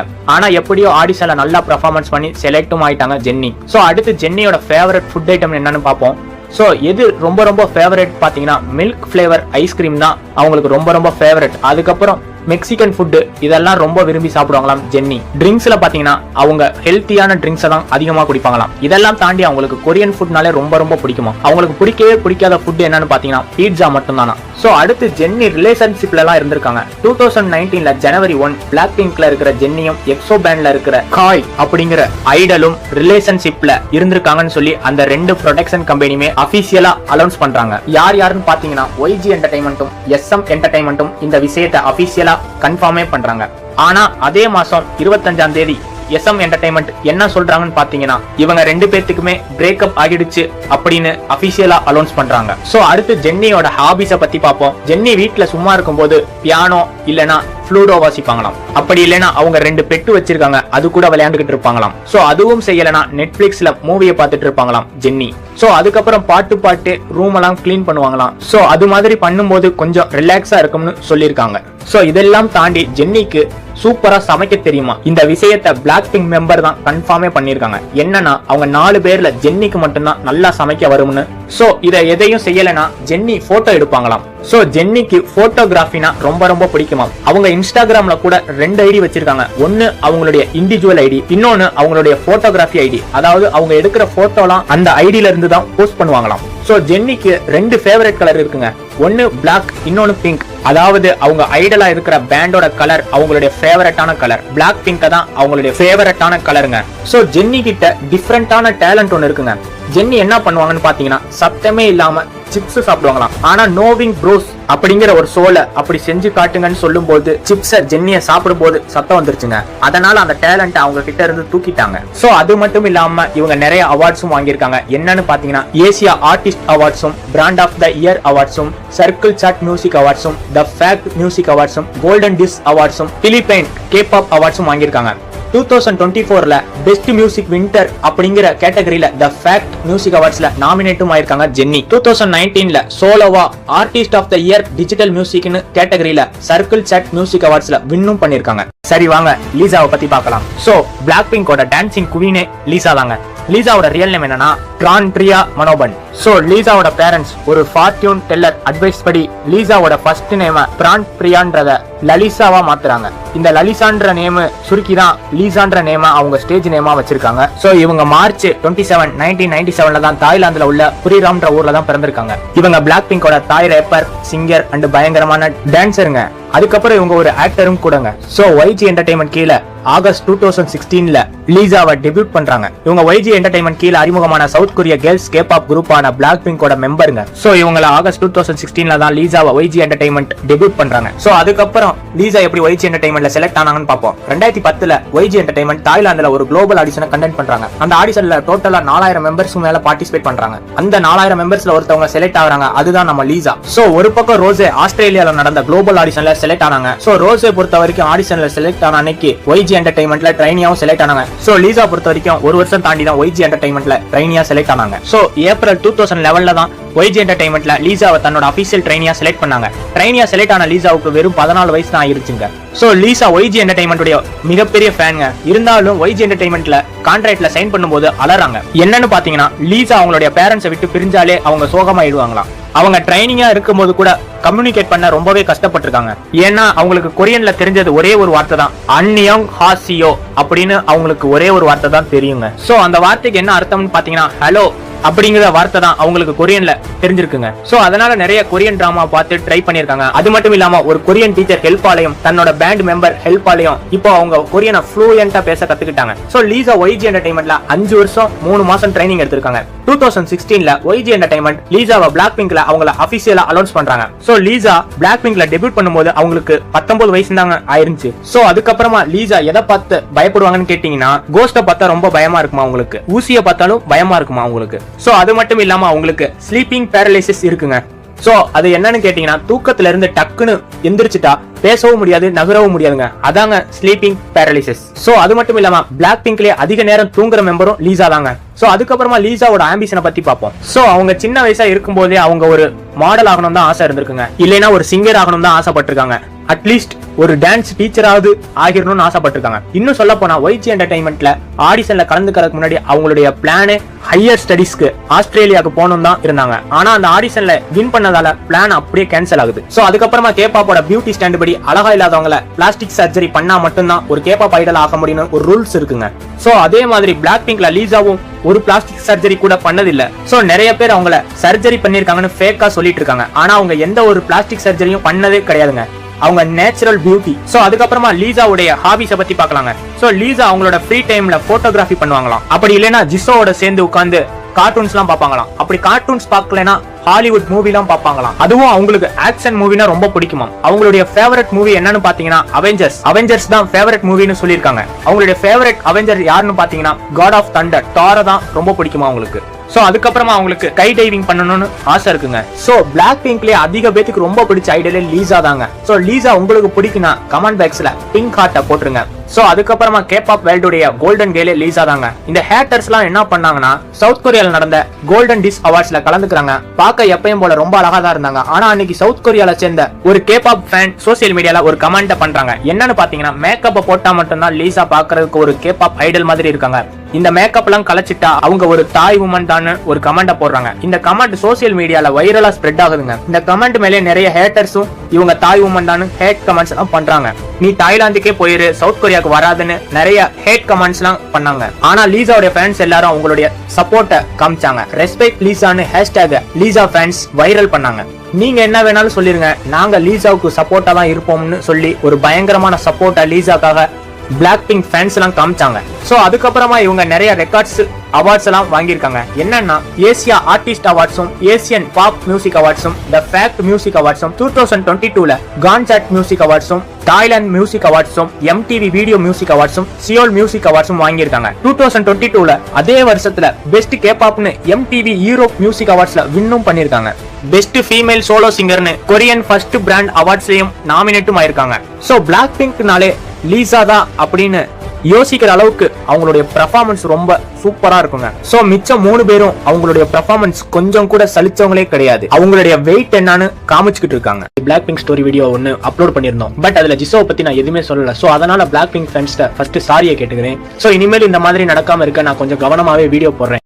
சரி வாங்க பிளாக் பிங்க் மெம்பரான ஜிசோவை பத்தி பார்க்கலாம். ஜிசோவோட நேம் கிம் ஜிசோ. இவங்க ஜனவரி 3, 1995ல தான் சவுத் கொரியால உள்ள ஜியோங்கி ஊர்ல தான் பிறந்திருக்காங்க. இவங்களுக்கு ஒரு அண்ணனும் ஒரு அக்காவும் இருக்காங்க. இவங்க அண்ணனோட நேம் கிம் ஜங் கூன். இவங்க அக்காவுடைய நேம் கிம் ஜி யூன். ஜிசோ அவங்களுடைய high school of performing arts சியோல்ல தான் படிக்க ஆரம்பிக்கிறாங்க. ஜிசோ ஸ்கூல் படிக்கிற டைம்ல அவங்க ஒரு ஆக்டர் ஆகணும் தான் ஒரு ஆம்பிஷன் ஒன்னு இருந்துச்சுங்க. அதுக்கப்புறமா அவங்களுக்கு டான்சிங் மேலையும் சிங்கிங் மேலையும் ரொம்பவே இன்ட்ரெஸ்ட் வர ஆரம்பிக்குதுங்க. அது மட்டும் இல்லாம அவங்களுக்கு டான்ஸ் பண்ணும் போதெல்லாம் ரொம்ப ஹாப்பியா இருக்கும்னு ஒரு இன்டர்வியூல கூட சொல்லியிருப்பாங்க. 2011ல YG என்டர்டைன்மெண்ட்னு ஒரு South Korea production company K pop idol ட்ரைனிங்க்கு ஒரு ஆடிஷன் ஒன்னு கண்டெக்ட் பண்ணிருந்தாங்க. ஜிசோ அந்த ஆடிஷன்ல பார்ட்டிசிபேட் பண்ணணும்னு சொல்லி நினைக்கிறாங்க. சோ அதுக்கப்புறமா ஜிசோ அந்த ஆடிஷன்ல பார்ட்டிசிபேட்டும் பண்றாங்க. சோ அதுக்கப்புறமா ஜிசோ அந்த ஆடிஷன்ல செலக்டும் ஆகுறாங்க. சோ அதே வருஷத்துல ட்ரைனியாவும் ஜாயின் பண்றாங்க. சோ ஜிசோ அவங்களுடைய ட்ரைனிங் எல்லாம் முடிச்சதுக்கு அப்புறமா YG என்டர்டைன்மெண்ட்ல ஆகஸ்ட் 8, 2016ல பிளாக் பிங்க்ல ஜிசோவை அபிஷியலா அனௌன்ஸ் பண்றாங்க. அதுக்கப்புறம் டெபியூட்டும் பண்றாங்க. அதுக்கப்புறமா பிளாக் பிங்கோட ஃபர்ஸ்ட் ஆல்பமான ஸ்கொயர் ஒன் அப்படிங்கிற ஆல்பத்தையும் ரிலீஸ் பண்ணாங்க பிளாக் பிங்க். சோ அடுத்து ஜிசோவை பத்தி ஒரு சில இன்ட்ரெஸ்டிங்கான விஷயங்களை ஒன் பை ஒன்னா பார்க்கலாம். சோ ஜிசோ வந்து பாத்தீங்கன்னா ரொம்ப ஒரு குழந்தைத்தனமான ஒரு ஆளுங்க. அதனால இந்த வீடியோவே கொஞ்சம் வித்தியாசமாவே இருக்கும். சோ ஃபர்ஸ்ட் நம்ம பார்க்க போற விஷயம் என்னன்னு பாத்தீங்கன்னா, ஜிசோ ஒரு டெக்ஸ்ட் புக்கை ஃபுல்லா அவங்க கைப்பட எழுதிருக்காங்க. சோ நம்மலாம் எடுத்து படிக்கிறதே ரொம்ப பெரிய விஷயமா இருக்கு. ஆனா ஜிசோ டெக்ஸ்ட் புக்கே அங்கேயே உட்காந்து ஃபுல்லா எழுதிருக்காங்களாம். சோ அதுக்கப்புறமா அவங்க ஸ்கூல் படிச்சுட்டு இருக்கும்போது இன்னொரு வேடிக்கையான விஷயம் என்னன்னு பாத்தீங்கன்னா, அவங்க ஸ்கூல்ல ஒரு டைம் டெக்ஸ்ட் புக்கை மறந்து வச்சுட்டாங்க போல. அதை எடுக்கிறதுக்கு நைட்டு 1 மணிக்கு போயிருக்காங்களாம். இதோட இன்னொரு விஷயம் என்னன்னு பாத்தீங்கன்னா, ஜிஸ்ஸோ இப்போ வரைக்கும் பேப்பர் சாப்பிடுவாங்களாம். பொதுவாவே குழந்தை தான் பேப்பர் சாப்பிடுவாங்க, ஜிஸ்ஸோ இப்போ வரைக்கும் கண்டினியூ பண்ணிட்டு இருக்காங்க போல. சோ நம்ம அடுத்து பார்க்க போற விஷயம் என்னன்னு பாத்தீங்கன்னா, அவங்க எதெல்லாம் லைக் பண்ணி பாப்பாங்கன்னு கேட்டீங்கன்னா, அந்த லிஸ்ட்ல ஃபர்ஸ்ட் இருக்கிறது போக்கிமான் தாங்க. நம்ம எல்லாரும் பார்த்திருப்போம், போக்கிமான்ல 100க்கும் மேல போக்கிமான் இருக்குங்க. அதுலயும் அவங்களுக்கு பிக்காச்சு தான் ரொம்ப பிடிக்குமா. நீங்க போக்கிமான் பாப்பீங்கன்னா உங்களுக்கு எந்த போக்கிமான் பிடிக்கும்னு கமெண்ட் பாக்ஸ்ல கமெண்ட் பண்ணிடுங்க. சோ போக்கிமானுக்கு அப்புறம் ஜிஸ்ஸோ எதை விரும்பி பாப்பாங்கன்னு கேட்டீங்கன்னா, டிடெக்டிவ் டிராமாஸ்லாம் அதிகமா விரும்பி பாப்பாங்களாம். சோ படத்துல தான் டிடெக்டிவ் படமா பாக்குறாங்கன்னு பாத்தீங்கன்னா, புக்ஸ்ல கூட அதிகமா டிடெக்டிவ் புக்ஸ், கிரைம் புக்ஸ் தான் அதிகமா விரும்பி படிப்பாங்களாம் ஜிஸ்ஸோ. சோ அது மட்டும் இல்லாம ஜிஸ்ஸோ அனிமேஷன் மூவிலாம் அதிகமா விரும்பி பாப்பாங்களாம். சோ அடுத்து ஜிஸ்ஸோக்கு அனிமல் கூட இருக்க ரிலேஷன்ஷிப் பத்தி பாப்போம். ஜிஸ்ஸோ அழகான ஒரு ஒயிட் கலர் டாக் ஒன்னு வச்சிருக்காங்க. அதோட நேம் என்னன்னு பாத்தீங்கன்னா டல்கோம்னு. சோ என்னதான் அவங்க ஒரு டாக் வளர்த்தாலும் பெரிய பெரிய டாக பார்த்தா அவங்களுக்கு பயமா. அதுக்கப்புறம் அவங்களுக்கு பேட்ஸ்னாலும் கூட ஜிஸ்ஸோக்கு பிடிக்கவே பிடிக்காதாம். இன்னொன்னு என்னன்னு பாத்தீங்கன்னா, ஜிஸ்ஸோக்கு பூனைனா பிடிக்கவே பிடிக்காதாம். சோ நம்ம பிளாக் பிங்க்ல இருக்கிற லீசா 1க்கு 5 பூனை வளர்க்குறாங்க. சோ ஜிஸ்ஸோ என்னதான் பண்ணுவாங்கன்னு தெரியல. சோ ரொம்ப சாஃப்டா இருக்காங்களே ஜிஸ்ஸோவை அப்படி நீங்க நினைச்சிடாதீங்க. கண்டிப்பா அவ்வளவு சாஃப்ட்லாம் இல்ல. ஜிஸ்ஸோக்கு டேகாண்டோ நல்லாவே தெரியும். அதுலயும் அவங்க ஒயிட் பெல்ட் வச்சிருக்காங்க. பிகினர்ஸ் லெவல் பெல்ட் தான், பட் இருந்தாலும் அவங்களுக்கு டேகாண்டோ நல்லாவே தெரியுங்க. சோ நம்ம அடுத்து பார்க்க போற விஷயம் என்னன்னு பாத்தீங்கன்னா, சோ அவங்களுக்கு சிஸ்டர் யூஸ் பண்ணி எதையுமே கட் பண்ண தெரியாதான். அடுத்து என்னன்னு பாத்தீங்கன்னா, அவங்களுக்கு வண்டியும் ஓட்ட தெரியாதான். ஜென்னி என்ன சொல்லிருக்காங்கன்னு பாத்தீங்கன்னா, அவங்களுக்கு இங்கிலீஷ் பேசவே கூச்சப்படுவாங்களாம். அதனால அதிகபட்சம் இங்கிலீஷ் பேசவே மாட்டாங்களாம். ஆனா இங்கிலீஷ் பேசினா ரொம்ப நல்லா புரிஞ்சுக்குவாங்களாம் ஜென்னி சொல்லிருக்காங்க. சோ அதே மாதிரி சைனீஸும் ரொம்ப நல்லா எழுதுவாங்களாம், படிப்பாங்களாம். ஆனா சைனீஸ் சுத்தமா அவங்களுக்கு பேச வராதாம். சோ இதுக்கடுத்து இன்னொரு விஷயம் என்னன்னு பாத்தீங்கன்னா, இப்போ ஜிஸ்ஸோவை அவங்க வீட்ல இருந்து கூட்டிட்டு போய் ஒரு 4-5 தெரு தள்ளி விட்டீங்கன்னா அவங்களுக்கு திரும்பவும் வீட்டுக்கு வரவே தெரியாதான். அவங்களுக்கு சென்ஸ் ஆஃப் டைரக்ஷன் ரொம்ப கம்மிங்க. சோ சில விஷயங்கள்லாம் அவங்க ரொம்ப நல்லாவே பண்ணுவாங்களாம். பேஸ்கெட் பால், ஸ்னோ போட்டிங், இந்த மாதிரி விஷயங்கள்லாம் ஜிஸ்ஸோக்கு ரொம்ப நல்லா தெரியுமா. சோ அடுத்து ஜிஸ்ஸோக்கு சாப்பிடுறதுனா ரொம்ப பிடிக்குமா. ஆனா குறிப்பிட்ட ஒரு சில ஃபுட்ஸ் மட்டும் தான் சாப்பிடுவாங்களாம். எல்லா ஃபுட்ஸையும் அவங்க சாப்பிட மாட்டாங்களாம். சாப்பிடுற விஷயத்துல ஜிஸ்ஸோ ரொம்பவே ஸ்ட்ரிக்ட்டா இருப்பாங்களாம். ஜிஸ்ஸோக்கு சிக்கன், சாக்லேட், ஸ்ட்ராபெரினா ரொம்ப பிடிக்குமா. அதெல்லாம் தாண்டி ஸ்பைசி ஃபுட்ஸ்னா கொஞ்சம் அதிகமாவே சாப்பிடுவாங்களாம் ஜிஸ்ஸோ. அதுலயும் குறிப்பா இந்த ஸ்பைசி கோல்டு நூடுல்ஸ்னா ஜிஸ்ஸோக்கு ரொம்ப பிடிக்குமா. ஸ்பைசி நூடுல்ஸ்னா கேள்விப்பட்டிருக்கேன். அது என்ன ஸ்பைசி கோல்டு நூடுல்ஸ்னு எனக்கு தெரியல. பாக்குற யாராச்சும் உங்களுக்கு ஸ்பைசி கோல்டு நூடுல்ஸ் என்னன்னு கமெண்ட் பாக்ஸ்ல கமெண்ட் பண்ணிடுங்க. அப்படின்னா என்னன்னு நானும் தெரிஞ்சுக்கிறேன். சோ நம்மளும் நூடுல்ஸ்லாம் அதிகமா விரும்பி சாப்பிடுவோம். அப்படி நீங்க என்ன நூடுல்ஸ் அதிகமா விரும்பி சாப்பிடுவீங்கன்னு அதையும் கமெண்ட் பாக்ஸ்ல மறக்காம கமெண்ட் பண்ணிடுங்க. சோ அதுக்கப்புறம் ஜிஸ்ஸோ சிக்கன், நூடுல்ஸையோ எது இருந்தாலும் சரி ஜிஸ்ஸோ சாஸ் போட்டு தான் சாப்பிடுவாங்களாம். இந்த ஒரு பழக்கம் ஜிஸ்ஸோவுக்கு அதிகமாவே இருக்கு. என்னன்னு பாத்தீங்கன்னா, எந்த ஒரு விஷயமா இருந்தாலும் சரி அதை சாஸ் போட்டு தான் சாப்பிடுவாங்களாம் ஜிஸ்ஸோ ஒரு சாஸ் லவ்வர்னே சொல்லலாங்க. சோ அடுத்து ஜிஸ்ஸோட ஹாபிஸ் என்னன்னு பாத்துருவோம். சோ ஜிஸ்ஸோ வீட்ல சும்மா இருக்கும்போது ட்ரம்ஸ் இல்லனா கிட்டார் வாசிப்பாங்களாம். அது மட்டும் இல்லாம அவங்களுக்கு புக்ஸ் படிக்கிறதும் படம் வரையறதும் ரொம்ப பிடிக்குமா. அப்படியும் இல்லனா டான்ஸ் ஆடுவாங்களாம். இந்த மாதிரியான விஷயங்களை செய்யும் போது ஜிஸ்ஸோ ரொம்ப ஹாப்பியா ஃபீல் பண்ணுவேன்னு சொல்லிருக்காங்க. அப்படி எதுவுமே செய்யலனா கொஞ்ச நேரம் அப்படியே அமைதியா உட்கார்ந்து இருந்தாங்கன்னா ஆட்டோமேட்டிக்கா தூங்கிடுவாங்களாம். சோ அடுத்து ஜிஸ்ஸோ பிளாக் பிங்கோட ஃபேன்ஸுக்கு எல்லாம் அவங்களே ஒரு நேம் வச்சிருக்காங்களாம். எப்படி பிடிஎஸ் ஃபேன்ஸ் எல்லாம் ஆர்மின்னு சொல்லுவாங்களோ அதே மாதிரி பிளாக் பிங்கோட ஃபேன்ஸ் எல்லாம் நம்ம பிளிங்க்ஸ்னு சொல்லுவோம். ஆனா அந்த நேம ஜிஸ்ஸோ பஞ்சக் அப்படின்னு மாத்தி வச்சிருக்காங்களாம். இந்த பஞ்சக்ன்றது என்ன அர்த்தம்னு பாத்தீங்கன்னா, கொரியால ஸ்பார்க்னு அர்த்தமா. இனிமேல் நீங்க பிளிங்க்ஸ்ன்ற வார்த்தையை யூஸ் பண்ணும்போது கூடவே இந்த பஞ்சக் அப்படிங்கிற வார்த்தையும் யூஸ் பண்ணுங்க. அந்த பஞ்சக் வார்த்தை ஜிஸ்ஸோவுக்கு ரொம்ப பிடிக்குமா. சோ இவ்வளவு சாஃப்டா குழந்தைத்தனமா இருக்கிற ஜிஸ்ஸோ தன்னோட பேண்ட் மெம்பர்ஸ் ஃபேன்ஸ்னு வந்துட்டா ரொம்ப மெச்சூர்டா மாறிடுவாங்களாம். எப்பவுமே தன்னோட பேண்ட் மெம்பர்ஸும் ரொம்பவே சப்போர்ட்டா இருப்பாங்களாம் ஜிஸ்ஸோ. திடீர்னு ஸ்டேஜ்ல பேண்ட் மெம்பர்ஸ் ஆள ஆரம்பிச்சிட்டாங்கன்னா ஓடி போய் ஆறுதல் சொல்லுவாங்களாம். தன்னோட பேண்ட் மெம்பர்ஸ் போடுற சோலோ ஆல்பம்க்குலாம் ரொம்பவே சப்போர்ட்டா இருப்பாங்க ஜிஸ்ஸோ. சோ ஜிஸ்ஸோ அளவே மாட்டாங்களான்னு கேட்டீங்கன்னா, தன்னோட ஃபேன்ஸையும் பேண்ட் மெம்பர்ஸையும் காயப்படுத்திட கூடாதுன்னு தனியா ஒரு இடத்துல போய் அழுவாங்களாம் ஜிஸ்ஸோ. சோ அது மட்டும் இல்லாம தன்னோட ஃபேன்ஸ் மேல ரொம்பவே பாசமா இருப்பாங்க. எப்போதுமே ஃபேன்ஸ் சப்போர்ட் பண்ணதுக்கு தேங்க்ஸ் சொல்லிக்கிட்டே இருப்பாங்களாம் ஜிஸ்ஸோ. அது மட்டும் இல்லாம தன்னோட ஃபேன்ஸ் கிட்ட கரெக்டா 3 வேளை சாப்பிடுங்க, ஹெல்த்தியா இருக்கணும்னு சொல்லிக்கிட்டே இருப்பாங்களாம் ஜிஸ்ஸோ. சோ அதுக்கப்புறம் ஜிஸ்ஸோ நிறைய அவார்ட்ஸ் எல்லாம் வாங்கி குவிச்சிருக்காங்க. என்னன்னு பாத்தீங்கன்னா, ஏசியா ஆர்டிஸ்ட் அவார்ட்ஸும், ஏசியன் பாப் மியூசிக் அவார்ட்ஸும், ப்ளூ டிராகன் சீரியஸ் அவார்ட்ஸும், பிராண்ட் ஆஃப் த இயர் அவார்ட்ஸும், சர்க்கிள் சாட் மியூசிக் அவார்ட்ஸும், த ஃபேக்ட் மியூசிக் அவார்ட்ஸும், கோல்டன் டிஸ்க் அவார்ட்ஸும், மெலன் மியூசிக் அவார்ட்ஸும், சியோல் இன்டர்நேஷனல் டிராமா அவார்ட்ஸும், அதுக்கப்புறமா சியோல் மியூசிக் அவார்ட்ஸும் வாங்கியிருக்காங்க. 2023ல பெஸ்ட் ஃபீமேல் ஆர்டிஸ்ட்லயும், சாங் ஆஃப் த இயர் அப்படிங்கறதுலயும், top 20 song of the year அப்படிங்கிற கேட்டகரியிலும், ஏசியன் பாப் மியூசிக் அவார்ட்ஸ்லயும் வின்னும் பண்ணிருக்காங்க ஜிஸ்ஸோ. 2023 அதே வருஷத்துல female solo singer of the year அப்படிங்கிற கேட்டகரியில பிராண்ட் ஆஃப் த இயர் அவார்ட்ஸையும் வின் பண்ணிருக்காங்க. 2024ல best digital song, most popular artist female கேட்டகரியில கோல்டன் டிஸ்க் அவார்ட்ஸையும் வின் பண்ணிருக்காங்க. சரி வாங்க பிளாக் பிங்க் மெம்பரான ரோசே பத்தி பார்க்கலாம். ரோசேயோட நேம் ரோசனே பார்க். இவங்க February 11, 1997ல நியூசிலாந்துல பிறந்திருக்காங்க. இவங்களுக்கு ஒரு சிஸ்டரும் இருக்காங்க. அவங்க நேம் என்னன்னா ஆலிஸ் பார்க். சோ ரோசேவோட அப்பா ஒரு லாயர், அவங்க அம்மா ஒரு பிசினஸ் உமன். சோ அப்பா மாதிரியே அவங்க அக்காவும் ஒரு லாயர் தான். ரோசே பிறந்தது நியூசிலாந்துல, வளர்ந்தது ஆஸ்திரேலியால. ஆனா அவங்க ஒரு கொரியன். அது எப்படி அவங்க ஒரு கொரியன்னு கேட்டீங்கன்னா, அவங்க அப்பாவும் அம்மாவும் கொரியன் தான். கொரியால இருந்து தான் நியூசிலாந்துக்கு போயிருக்காங்க. அதனால அவங்க ஒரு கொரியன். சோ ஃபர்ஸ்ட் அவங்களோட ஆம்பிஷனை பத்தி சொல்லணும்னா, அவங்களுக்கு ஒரு சிங்கர் ஆகணும் தான் ஆசை. அதனால சர்ச் கொயர்ல கூட பாடிட்டு இருந்தாங்க ரோசே. சோ அடுத்து ரோசே எப்படி கேபாப்ல இருக்கிற ஒரு லீடிங் உமன்ஸ் பேண்ட்ல மெம்பர் ஆனாங்கன்னு பார்ப்போம். இதுக்கு பெரிய காரணம் யாருன்னு பாத்தீங்கன்னா, அவங்க அப்பா தான். YG என்டர்டைன்மெண்ட் ஆஸ்திரேலியால இருக்கிற சிட்னி அப்படிங்கிற இடத்துல குளோபல் ஆடிஷன் ஒன்னு கண்டக்ட் பண்ணிருந்தாங்க. இந்த விஷயம் ஃபர்ஸ்ட் யாருக்கு தெரிய வருதுன்னு பாத்தீங்கன்னா, ரோசேவோட அப்பாவுக்கு தான் ஃபர்ஸ்ட் தெரிய வருதுங்க. அவர் தான் ரோசே கிட்ட போய் நீ இந்த ஆடிஷன்ல போய் கலந்துக்கோ அப்படின்னு சொல்றாரு. அப்போ ரோசே தன்னோட அப்பா விளையாட்டுத்தனமா ஒரு காமெடியா தான் சொல்றாருன்னு நினைச்சிருக்காங்க. சோ அவங்க அம்மாவும் இதுக்கு ஒத்துக்கல. ஆனா ரோசேவும் அவங்க அப்பாவும் சேர்ந்து அவங்க அம்மாவை கன்வின்ஸ் பண்றாங்க. அதுக்கப்புறம் ரோசே போய் ஆடிஷன்ல பார்ட்டிசிபேட் பண்றாங்க. அவங்க ஆடிஷன்ல கலந்துக்கும் போது அவங்களுக்கு வெறும் 15 வயசு தான். அதுவும் அவங்க கூட காம்படிஷனுக்கு 700 மெம்பர்ஸ் இருந்தாங்க. இருந்தாலும் ரோசே அந்த ஆடிஷன்ல ஃபர்ஸ்ட் பிளேஸ் பிடிக்கிறாங்க. அது மட்டும் இல்லாம அன்னைக்கே YG என்டர்டைன்மெண்ட்ல ட்ரைனியாவும் செலக்ட் ஆகிறாங்க. 2 மாசத்துல கொரியாக்கு கிளம்பிடுறாங்க. அதுக்கப்புறம் 4 வருஷம் ட்ரைனிங் எடுக்கிறாங்க ரோசே. ஒரு சில கேபாப் ட்ரைனிங்லாம் அவங்களோட ட்ரைனிங்கை முடிக்கும் போது 10 வருஷம் கூட ஆகணும்னு சொல்றாங்க. ஆனா ரோசே 4 வருஷத்துல ட்ரைனிங்கை முடிச்சிடறாங்க. கடைசியில YG என்டர்டைன்மெண்ட் பிளாக் பிங்கோட மெயின் வோக்கலிஸ்டாவும் லீடு டான்சராவும் ரோசேவை சூஸ் பண்றாங்க. அவங்க பேண்ட்ல கடைசியா டெபியூட் ஆன மெம்பரும் ரோசே தான். அடுத்து அவங்களுடைய மியூசிக்கல் ரோல் மாடலை பத்தி பார்க்க போறோம். ரோசே ஆல்ரெடி நிறைய பேத்துக்கு மியூசிக்கல் ரோல் மாடல் தான். இருந்தாலும் அவங்களுக்கு ஒரு சில ஃபேவரட்டான ரோல் மாடல் இருக்காங்க. அதுல ஃபர்ஸ்ட் இருக்கிறது யாருன்னு பாத்தீங்கன்னா கம்மி. இவங்க சவுத் கொரியன் சிங்கர். அடுத்து மியூசிக் ஸ்டைலுக்கு அமெரிக்கன் சிங்கர் டோரி கில்லி தான் அவங்களுடைய இன்ஸ்பயர் பர்சன். சோ நம்ம அடுத்து பார்க்க போற விஷயம், பிளாக் பிங்க்ல ரொம்ப டாலான மெம்பர் யாருன்னு கேட்டீங்கன்னா அது ரோசே தான். ஆனா அவங்க பேண்ட்லயே ரொம்ப சாஃப்டான ஆளும் சென்சிட்டிவான ஆளும் யாருன்னு பாத்தீங்கன்னா ரோசே தான். சின்ன சின்ன விஷயத்துக்கு டக்குன்னு ஹர்ட் ஆயிருவாங்களாம், டக்குன்னு அழ ஆரம்பிச்சிருவாங்களாம். அந்த அளவுக்கு ரொம்ப சென்சிட்டிவான ஆளுங்க. ஆனா கவலை இல்ல, அவங்கள கேரிங்கா பாத்துக்க பேண்ட்ல 3 மெம்பர்ஸும் சொல்ல முடியாத அளவுக்கு பிளிங்ஸும் இருக்காங்க. சோ அடுத்து ரோசே எந்த மாதிரியான விஷயங்கள்லாம் செஞ்சா ரொம்ப ஹாப்பியா ஃபீல் பண்ணுவாங்கன்னு பார்ப்போம். அவங்களுக்கு ஃப்ளவர் அரேஞ்ச்மெண்ட்லாம் பார்த்தா அவங்களுக்கு ரொம்ப பிடிக்குமா. சடனா ஹாப்பி ஆயிடுவாங்களாம். இன்னும் கேட்டீங்கன்னா அவங்களோட சிக்னேச்சர்ல கூட ஃப்ளவர் வரைஞ்சு தான் வச்சிருப்பாங்களாம் ரோசே. இது மட்டும் இல்லாம டிராயிங் வரையும் போதும், கிட்டார் வாசிக்கும் போதும், சாப்பிடும் போதும் ரொம்ப ஹாப்பியா ஃபீல் பண்ணுவாங்களாம். அவங்களுக்கு எப்போ பாடவே முடியாத சிச்சுவேஷன் வருதோ அப்போ அவங்க சோகம் ஆயிடுவாங்களாம். சோ அவங்களுக்கு மேங்கோஸ்னா ரொம்ப பிடிக்குமாம். சோ அடுத்து ரோசேவோட ஒரு சில ஹாபிஸ் என்னன்னு பார்ப்போம். ரோசேக்கு கிரியேட்டிவிட்டினா ரொம்ப பிடிக்குமா. அதனால டிராயிங்ஸ் நிறைய வரைவாங்களாம் ரோசே. சோ அதே மாதிரி ரோசேக்கு பாடவும் ஆடவும் மட்டும் இல்லாம சில இன்ஸ்ட்ருமெண்ட்லாம் வாசிக்க தெரியுமா அவங்களுக்கு. என்னன்னு பாத்தீங்கன்னா பியானோ, கிட்டார், இந்த மாதிரி இன்ஸ்ட்ருமெண்ட்லாம் வாசிக்க தெரியுமா ரோசேக்கு. இதெல்லாம் செஞ்சு அவங்களுக்கு போர் அடிச்சுச்சுன்னா சைக்கிள் எடுத்து ஓட்ட ஆரம்பிச்சிருவாங்களாம் ரோசே. இப்படி எதுவுமே செய்யலைன்னா படுத்து தூங்கிடுவாங்களாம் ரோசே. ஒரு சில விஷயங்கள்லாம் வித்தியாசமா செய்வாங்களாம். அவங்க லிப்ஸ் ஓபன் பண்ணாமலே அவங்களால பேசவும் முடியும், பாடவும் முடியுமா. ரோசே ஒரு லெஃப்ட் ஹேண்டட். ரோசே தன்னோட கையை 360 டிகிரிக்கு திருப்புவாங்களாம். நீங்க அதை பார்க்கணும்னா நோவிங் ப்ரோஸ் அப்படிங்கிற ஷோல யூடியூப்ல இருக்கு, நீங்க போய் செக் பண்ணிக்கலாம். சோ அதுக்கப்புறமா அவங்க பெட்ஸை பத்தி பார்ப்போம். நம்ம பிளாக் பிங்க்ல இருக்கிற ஜென்னி டாக் வச்சிருக்காங்க, லீசா 4-5 பூனை வச்சிருக்காங்க, ஜிசோ ஒரு டாக் வச்சிருக்காங்க.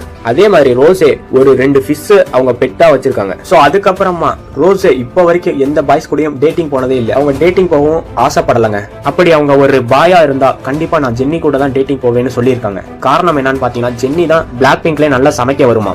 இந்த விஷயத்த நான் ஜென்னியோட வீடியோலே சொல்லியிருப்பேன். ஜென்னியோட வீடியோ பார்க்காதவங்க கீழே டிஸ்கிரிப்ஷன்ல இருக்கு. சோ அதுக்கப்புறமா ரோசே ஒரு தனி அயர்லாந்துல மாட்டிக்கிட்டா அவங்க கையில 3 பொருளை மட்டும்தான் கொண்டு போக முடியும் அப்படிங்கிற ஒரு நிலைமை வந்தா அவங்க தன்னோட பிளிங்ஸையும் ஒரு பாக்ஸ் ஃபுல்லா மேங்கோஸையும் தன்னோட போனையும் தான் அந்த அயர்லாந்து கொண்டுட்டு போவாங்களாம் ரோசே. சோ மத்த பிளாக் பிங்க் மெம்பர்லாம் ரோசே பத்தி என்ன சொல்றாங்கன்னு பார்ப்போம். பிளாக் பிங்க்ல இருக்கிற ஜிசோ ரோசே பத்தி என்ன சொல்லியிருக்காங்கன்னு பாத்தீங்கன்னா, ரோசேக்கு ஹாரர் மூவினா ரொம்ப பயமா. ஒரு டைம்ல ஜிசோவும் ரோசேவும் ஸ்பிளிட் அப்படிங்கிற ஒரு மூவிக்கு தியேட்டருக்கு போயிருக்காங்க. தியேட்டருக்குள்ள போகும்போது கைய வச்ச முகத்தை மூடிட்ட ரோசே படம் முடிஞ்சு வெளியே வரும்போதுதான் ரோசே முகத்துல இருந்து கையை எடுத்திருக்காங்க. அடுத்து பிளாக் பிங்க்ல இருக்கிற லீசா என்ன சொல்லிருக்காங்கன்னு பாத்தீங்கன்னா, நம்ம நினைக்கிறத விட பாக்குறத விட ரோசே ரொம்ப ஸ்ட்ராங்கானவங்க. அவங்களுக்கு கோவம் வந்துட்டா அவங்கள யாராலையும் கட்டுப்படுத்த முடியாதுன்னு சொல்லியிருக்காங்க. சோ அதுக்கப்புறமா இவங்க நிறைய அவார்ட்ஸ் எல்லாம் கூட வாங்கியிருக்காங்க. என்னன்னா ஏசியா ஆர்டிஸ்ட் அவார்ட்ஸும், ஏசியன் பாப் மியூசிக் அவார்ட்ஸும், பிராண்ட் ஆஃப் த இயர் அவார்ட்ஸும், கான்சர்ட் மியூசிக் அவார்ட்ஸும், கோல்டன் டிஸ்க் அவார்ட்ஸும், மெலன் மியூசிக் அவார்ட்ஸும், MTV யூரோப் மியூசிக் அவார்ட்ஸும், சியோல் மியூசிக் அவார்ட்ஸும், இன்னும் ஏகப்பட்ட மியூசிக் அவார்ட்ஸையும் வாங்கியிருக்காங்க ரோசே.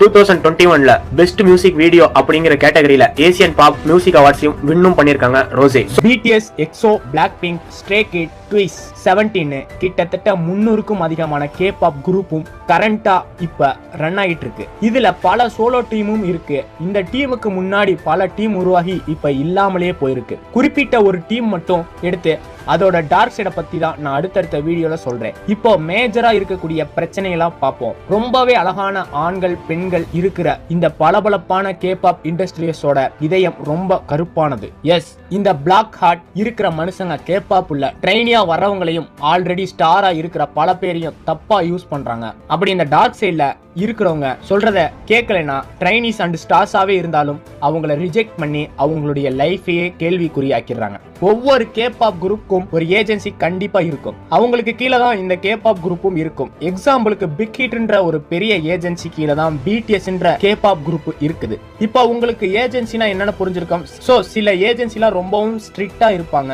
அவங்களுடைய டார்ச்சரால அந்த ஏஜென்சில ஜாயின் பண்ற ட்ரைனிஸ் இல்லனா கேபாப் ஸ்டார்ஸ் தற்கொலைக்கு தூண்டுறது, அவங்கள அடிமை மாதிரி வேலை செய்ய ஒப்பந்தம் பண்றது, ரொம்பவும் கடுமையான பயிற்சி கொடுக்கறது, டேட்டிங் போக விடாம தடுக்கிறது, இந்த மாதிரியான பிரச்சனைகள்லாம் செய்யறாங்க. சோ இந்த விஷயம் ஒரு ஃபேமஸான கேபாப் ஸ்டார் ஒரு இன்டர்வியூல சொன்னது. இது எல்லாமே வெப்சைட்ல இருக்கிற உண்மையான தகவல். இது மட்டும் இல்லாம கேபாப்ல நிறைய ஊழல்களும் நடக்குமா.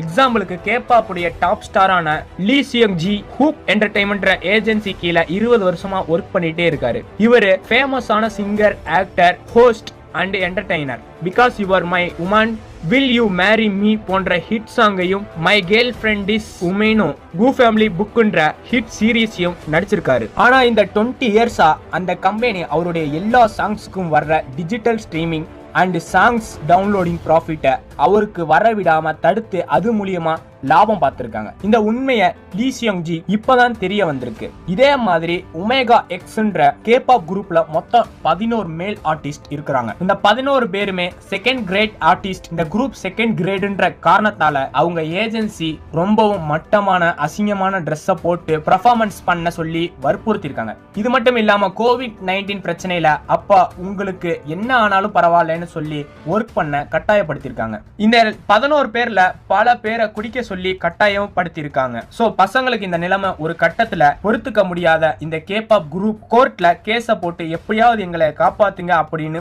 முறையிட்டு இருக்காங்க. இப்ப நான் சொன்னது சும்மா மேலோட்டமான விஷயம் மட்டும்தான். இந்த மாதிரி இன்னும் பல விஷயங்கள் இருக்கு. சோ அடுத்து 2016 பிளாக்பெர்ரி கிரியேட்டிவ்ன்ற ஏஜென்சி 12 பெண்கள் இருக்கக்கூடிய கேர்ள்ஸ் கேபாப் குரூப் ஒன்ன ஸ்டார்ட் பண்ணிருக்காங்க. இந்த குரூப்போட நிக் நேம் லூனா. இந்த 12 பேர்ல சூன்ற ஒரு பொண்ணை மட்டும் திடீர்னு குரூப்ல இருந்து தூக்கிட்டாங்க. சூ அப்படின்றது அந்த ஆர்டிஸ்டுடைய ஸ்டேஜ் நேம். ரியல் நேம் கிம் ஜியோ ஹூன். ஏன் அவங்கள குரூப்பை விட்டு தூக்குறாங்கன்னா சூ கிட்ட மட்டும் ஒரு குறிப்பிட்ட சின்ன, அதாவது கொஞ்சம் அமௌண்ட் அவங்க சேலரியா பிக்ஸ் பண்ணிட்டு ரொம்பவும் அதிகமா அவங்க கிட்ட வேலை வாங்கியிருக்காங்க. இதை ஒரு கட்டத்துக்கு அப்புறம் பொறுத்துக்க முடியாத சூ கம்பெனி கிட்ட கான்ட்ராக்டை மாத்த சொல்லி கேட்டிருக்காங்க. இதனால இந்த ஏஜென்சி எங்களே எதிர்த்து பேசுறியா அப்படின்னு கேட்டு நீ உன்னுடைய பவரை தப்பா யூஸ் பண்ணிட்டேன்னு சொல்லி அந்த குரூப்ல இருந்து சூவை தூக்கிட்டாங்க. அது மட்டும் இல்லாம கமர்ஷியலா சூக்கு வந்த எல்லா பிசினஸையும் ஸ்டாப் பண்ணிட்டாங்க. ஃபேன்ஸ் எல்லாம் ஏன் இப்படி செஞ்சீங்க அந்த ஏஜென்சியை கேட்டதுக்கு சூ குரூப்ல இருக்க மத்த மெம்பர்ஸ் உடைய நம்பிக்கையை கெடுத்திருக்காங்க. அவங்களால கம்பெனிக்கு ப்ராஃபிட்டே கிடையாதுன்னு பழிய போட்டு அவங்கள டிஸ்பேண்ட் பண்ணிட்டாங்க. தன்னுடைய உழைப்புக்கு ஏற்ற ஊதியத்தை கேட்டதால மட்டுமே சூக்கு இந்த நிலைமை ஏற்பட்டிருக்கு. நான் சொன்னதுல நம்பிக்கை இல்லாதவங்க கூகுள்ல சர்ச் பார்ல லூனா கேர்ள் குரூப்னு டைப் பண்ணுங்க. விக்கிபீடியால தேடினீங்கன்னா தெரியும் மெம்பர்ஸ் 11 பேரும் பாஸ்ட் மெம்பர்ஸ்ல சூன்னு இருக்கும். இந்த மாதிரி எத்தனையோ டாப் ஆர்டிஸ்ட் இப்போ இல்லாம கூட போயிருக்காங்க. இதையெல்லாம் கொரியன் கவர்மெண்ட்டுக்கு தெரியாதா? ஏன் அவங்களுக்கு இதுக்கு நடவடிக்கை எடுக்கலாம்னு உங்கள பல பேருக்கு தோணலாம். ஆனா இந்த விஷயத்துல கொரியன் கவர்மெண்ட் கோட்டை விட்டுருக்காங்கன்னு தான் சொல்லணும். ஏன்னா கேபாப் இண்டஸ்ட்ரியில பல பெரிய பெரிய நாடுகள்லாம் இப்போ தன்வசப்படுத்தி வச்சிருக்கு. சோ ப்ராஃபிட் பல மடங்கு அதிகமாயிட்டே வருது. அதனால வெளிப்படையா கவர்மெண்ட் கிட்ட எந்த பிரச்சனையும் போய் சேர்றதே இல்லதான் சொல்லணும். இதே மாதிரி இந்தியாவிலேயே பல பிரச்சனைகள் ஆர்டிஸ்டுக்கு இருக்கு. இதெல்லாம் கவர்மெண்ட்டுக்கு தெரிஞ்சாலும் எப்படி கண்டும் காணாமலும் இருக்காங்களோ அதே தான் எல்லா இடத்துலயும். ஒரு பிரச்சனை எப்போ வரம்ப மீறி போகுதோ அப்போதான் அதுக்கான சொல்யூஷன் கிடைக்கும். இப்போ நம்ம அடுத்த டாபிக்கு போக போறோம். அதுதான் ஃபேம், புகழ், பிரபலம். பிரபலமா ஆகணும்னு இன்னைக்கு பல பேர் முயற்சி பண்றாங்க. ஆனா பிரபலமா இருக்கிறவங்க கிட்ட கேட்டாதான் அதோடைய கஷ்டம் என்னன்னு தெரியும். பிரைவேசின்னு ஒண்ணு உங்க வாழ்க்கையில இல்லாமலே போய்விடும். புகழ்ச்சியுடைய அழுத்தம், அதாவது பிரஷரை ஹேண்டில் பண்றது ரொம்பவே கஷ்டமான ஒண்ணு. இப்போ நீங்களே யோசிச்சு பாருங்க. நீங்க ஒரு ஐடல், ஒரு நாள்ல இருந்து 5 வருஷம் இந்த ஃபீல்ட்ல இருக்கீங்க. ஆனா நீங்க ஃபேமஸே ஆகல. திடீர்னு ஒரு 5 வருஷம் கழிச்சு உங்களுடைய ஏதோ ஒரு சாங்கு இன்டர்நெட்ல பயங்கரமா வைரல் ஆகிடுது. எல்லாரும் உங்களை தேடுறாங்க. ஒரு 20-30 கேமராவோட போற இடமெல்லாம் வர்றாங்க. ஃபர்ஸ்ட் ஒரு மாதிரி ஜாலியா இருக்கும். ஆனா போக போக உங்களுடைய பிரைவேசி சுத்தமா இல்லாம போயிடும். நிறைய கஷ்டப்படுத்துவாங்க. நீங்க எடுக்கிற எந்த ஒரு முடிவையும் பார்த்து எடுக்கணும். எக்ஸாம்பிளுக்கு ஒரு கேபாப் இன்சிடென்ட் ஒன்னு சொல்றேன் கேளுங்க. கேபாப்ல இன்னைக்கு இருக்கிற முக்கியமான டீம் எக்ஸோ. இந்த எக்ஸோல இருக்க பியோங் பேக்யான் என்ற மெம்பர் ஒரு டைம் ஃபேன் சைன் அப்போ ஓப்பனா பேசியிருப்பார். அது என்னன்னா, ஒரு ஃபேன் இவர்கிட்ட வந்து நான் ரொம்ப டிப்ரெஷன்ல இருக்கேன், என்ன பண்ணணும்னு கேட்டிருக்காரு. டிப்ரெஷன்ற வார்த்தையை கேட்டாலே என்னுடைய ஃப்ரெண்டு தான் ஞாபகம் வராருன்னு அவன் பேரு ஜோங் ஜியோங்னு சொல்றாரு. எஸ், சைன்ன்ற கேபாப் குரூப்ல இருக்கக்கூடிய மெம்பர் இந்த ஐடல் இறந்த வீடியோவை நீங்க நிறைய சோசியல் மீடியா சைட்ல ஷார்ட்ஸா கூட பார்க்கலாம். நிறைய கேபாப் டீம்ஸ் வந்து அழுதுகிட்டு போவாங்க. ஜாங்கியோன்ற ஒரு யங் ஃபேமஸ் அண்ட் பணம் நிறைய இருக்கக்கூடிய ஒரு ஆர்டிஸ்ட், அவ்வளோ ஏன் ஃபேன் பேஸ் இருக்கக்கூடிய ஆர்டிஸ்ட் ஏன் டிப்ரெஷன்ல இறந்தாரு, அதுவும் சூசைட், இதை பத்தி வெளிப்படையா பேசினாலும் ஒரு மனுஷனுக்கு ஏன் டிப்ரெஷன் வருதுன்னு பியாண்ட் பேக்யான் கொரியன்ல பேசினதுல தப்பா டிரான்ஸ்லேட் பண்ணி அவரையும் ஃபேன்ஸ் மத்தியில தப்பானவரா காட்டுறதுக்கு முயற்சி பண்ணியிருக்காங்க.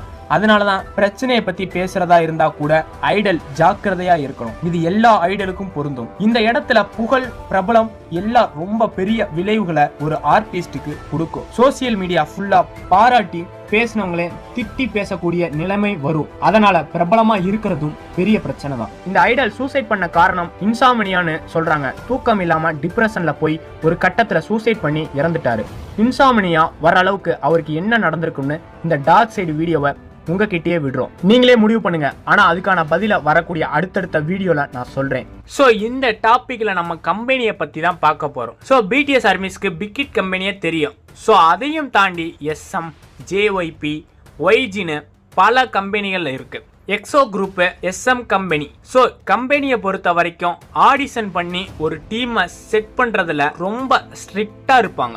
ஆடிஷன்ல பல விஷயங்களை நோட் பண்ணுவாங்க. இந்த பையனும் பொண்ணுங்களோ எடுத்தா என் கம்பெனி இண்டஸ்ட்ரீஸ்ல ஃபைட் பண்ண கரெக்டா இருக்குமான்னு அவங்களுக்கு தெரிஞ்சா மட்டும்தான் செலக்ட் பண்ணுவாங்க. அப்படி அவங்க பார்க்குற முதல் விஷயம் ஃபேஸ் வேல்யூ. ஃபேஸ் வேல்யூ இருந்து ஐடலுக்கான ஸ்கில்ஸ் கம்மியா இருந்தா கூட செலக்ட் பண்ணிடுவாங்க. ஏன்னா அதை காரணமா வச்சு ஒரு 3ல இருந்து 4 வருஷம் பிராக்டிஸ் கொடுத்து நெக்ஸ்ட் தான் ஸ்டேஜ்ல டெபியூட் பண்ணுவாங்க. ஸோ ஃபேஸ் வேல்யூ, அட்ராக்ஷன் எல்லா கம்பெனியும் ஒரு ஐடல் கிட்ட எதிர்பார்க்கிற முக்கியமான விஷயம். ஸோ இந்த விஷயம் உங்களுக்கு நல்லாவே தெரியும். ஏன் அதிகமா கேபாப் மியூசிக்கை அதிகமா விரும்பி கேட்குறாங்க. என்னதான் சாங் சூப்பரா இருந்தாலும் அதுல பர்ஃபார்மன்ஸ் பண்ற ஏதோ ஒரு ஆர்டிஸ்டோட அட்ராக்ஷன் கவர்ந்து இழுக்கப்படும். அதனாலதான் அதிகமா விரும்பி கேட்கக்கூடியதா கேபாப் சாங் இருக்குது. இப்போ ரீசெண்டா பாக்குற நிறைய பேருக்கு இது முக்கியமான ஒண்ணு. எக்ஸாம்பிளுக்கு BTS எடுத்துக்கோங்க. BTSன்னு ஒட்டு மொத்தமா எடுத்தா உலகம் ஃபுல்லா செம்ம ஃபேன்ஸ். ஆனா தனித்தனியா ஓட்டிங் வச்சா V ஃபர்ஸ்ட் பிளேஸ்லயும் J-Hope இல்லைனா RM லாஸ்டா வர்ற காரணம் என்ன? ஏன்னா ஏதோ ஒரு விதத்துல V-ய விட இவங்க 2 பேரும் BTSல அழகுல கொஞ்சம் கம்மின்ற விஷயம் இப்பவும் பெரிய குத்தமா பேசப்பட்டு தான் வருது. ஒருவேளை BTS இந்த அளவுக்கு ஹிட் கொடுக்காம இருந்தாங்கன்னா J-Hope அண்ட் RMக்கு பதிலா ரீப்ளேஸ்மெண்ட் கூட நடந்திருக்கலாம். ஏன்னா டேலண்ட் கேபாப்ல இப்பவும் செகண்ட் பிளேஸ்ல தான் இருக்கு. ஃபேஸ் வேல்யூ, அழகுன்ற கவர்ச்சி கேபாப்ல மேலோங்கி இருக்கிறதுனால தான் சவுத் கொரியால பிளாஸ்டிக் சர்ஜரி பண்றதுல டாப் மோஸ்ட் கண்ட்ரியா இருக்குது. அதுவும் குறிப்பா நிறைய ஐடலுக்கு காஸ்மெட்டிக் சர்ஜரி அவங்க விருப்பம் இல்லாமலே பண்ண வைக்கிறாங்க ஏஜென்சிஸ். எக்ஸாம்பிளுக்கு 2017 வெறும் 4 பெண்கள் மட்டும் இருக்கக்கூடிய கேபாப் குரூப்பை இன்ட்ரோ பண்ணாங்க. அந்த குரூப்போட நேம் 6 பாம். அதுல இருக்க ஒரு பொண்ணை டெபியூட் அப்போ அழகா தெரியணும், ஃபேஸ்ல என்னெல்லாம் சர்ஜரி பண்ண முடியுமோ அதை எல்லாத்தையும் வலுக்கட்டாயமா பண்ண வச்சிருக்காங்க. அதுக்காக $90,000 செலவு பண்ணியிருக்காங்க. $90,000 இப்ப இருக்கிற மதிப்புக்கு 73,78,654 ரூபாய். அப்போதைய டாலருக்கு 10 ரூபாய் கம்மினா கூட 73 லட்சம்னே வச்சுக்கோங்களே. அந்த பெண்ணோட முகம் தாங்கிருக்குமா? இதுல சோகம் என்னன்னா அந்த பொண்ணு இப்போ 6 பாம் குரூப்லே இல்ல. இந்த விஷயம் எல்லாத்தையும் சொன்னது அந்த குரூப்போட லீடர் சோயா. இப்போ அந்த குரூப்ல கிட்டத்தட்ட 9 பேர் மேல ரீப்ளேஸ்மெண்ட் பண்ணிருக்காங்க. ஆனாலும் யாருமே செட் ஆகல. ஃபைனலி லீடரோட சேர்த்து 3 பேர் தான் இருக்காங்க. இந்த இடத்துல அழகோட முக்கியத்துவம் எத்தனை பேரோட லைஃப கெடுத்துருச்சு. ஆனா BTSல யாருக்கும் இப்படி நடக்கலன்னு நினைக்கலாம். ஆனா BTSல எல்லாருடைய ஃபேவரட்டா இருக்கிறது ஜிம்மின். ஆனா தொடக்கத்துல அவர் குண்டா இருந்தப்ப அவர் பண்ண ஸ்ட்ரகிள் வெளியில சொல்ல முடியாத ஒண்ணு. ஜிம்மின் அப்போ அழகா இல்லைன்னு சொன்னவங்க தான் இப்ப ஜிம்மின்னு கத்துறாங்க. ஆனா ஜிம்மின் பிக் ஹிட் ஜாயின் பண்ணும்போது ரொம்ப சின்ன பையன். ஆனா ஆளு 14 வயசுலயே 134 பவுண்ட்ஸ் வரையும் இருந்திருக்காரு. 134னா 60 kg கிட்ட. கேபாப்க்கு முக்கியமே அழகுன்னு இருக்கும்போது ஜிம்மின் மட்டும் என்ன விதிவிலக்கா? கிட்டத்தட்ட அவரை வெயிட் குறைக்க வைக்க செம்ம பிராக்டிஸ் கொடுத்துருக்காங்க. கிட்டத்தட்ட ஒரு 10 நாளைக்கு மேல ஒருவேளை சாப்பாடு மட்டும்தான் ஜிம்மினுக்கு தரப்பட்டிருக்கு. தொடர்ந்து 14 மணி நேரத்துல இருந்து 16 மணி நேரம் வரை பிராக்டிஸ் கொடுத்துருக்காங்க. Please take care of my ரெஃப்ரிஜரேட்டர்ன்ற கொரியன் டிவி ஷோல வந்தப்பதான் ஜிம்மின் இந்த பதில சொல்லியிருக்காரு. பியூட்டின்ற ஒரு விஷயம் முதல்ல வந்ததால ஆண்களுக்கே இவ்வளோ பிரச்சனை இருக்குன்னா அப்போ கேர்ள்ஸுக்கு இன்னைக்கு கேபாப் உடைய lady top star one man army IU இவங்க ஒருத்தரா கேபாப்பை கலக்குறாங்க. ஆனா ஒருத்தரை நம்பி மட்டுமே கம்பெனி இன்வெஸ்ட் பண்றாங்கன்னா அது எவ்வளோ பெரிய விஷயம். ஐயுவே இன்னைக்கு மில்லியன் கணக்கில் சம்பாதிச்சாலும் கம்பெனி அக்ரிமெண்ட் படி அவங்க வெயிட் போட்டுட்டா அழகு போயிடும். ஸோ கேபாப்ல அழகோட முக்கியத்துவம் என்னன்னு உங்களுக்கு தெரிஞ்சிருக்கும். ஸோ அடுத்து கேபாப் கல்ச்சர்ல இருக்க ஸ்லேவ் கான்ட்ராக்ட், அதாவது ஒப்பந்தத்தை பத்தி தான் பார்க்க போறோம். ஸ்லேவ் கான்ட்ராக்ட் ஒவ்வொரு ஐடாலுக்கும் கேபாப் உள்ள வர்றதுக்காக செய்யற ஒப்பந்தம்.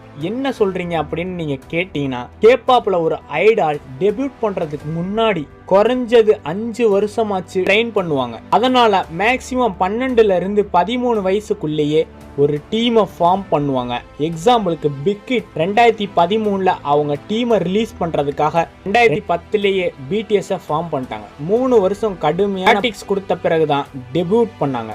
அப்படிதான் ஒவ்வொரு டீமும் ஆடிஷனை பொறுத்த வரைக்கும் ஒரு டீமுக்கு 7 மெம்பர் வேணும்னா குறைஞ்சது 20 பேரையாவது செலக்ட் பண்ணுவாங்க.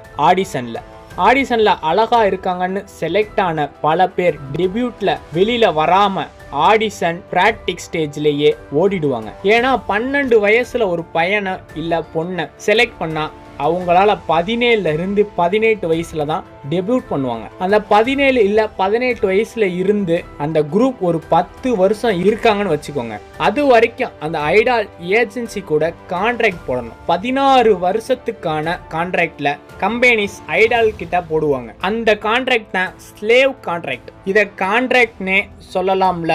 அது என்ன ஸ்லேவ் கான்ட்ராக்ட்னு உங்களுக்கு சந்தேகம் வரலாம். அதையும் சொல்றேன். ஆனா அதுக்கு முன்னாடி ஆடிஷன்ல செலக்ட் ஆகிறதுல இருந்து டீம் ஆகிறதுல வரைக்கும் சொன்னாதான் உங்களுக்கு புரியும்.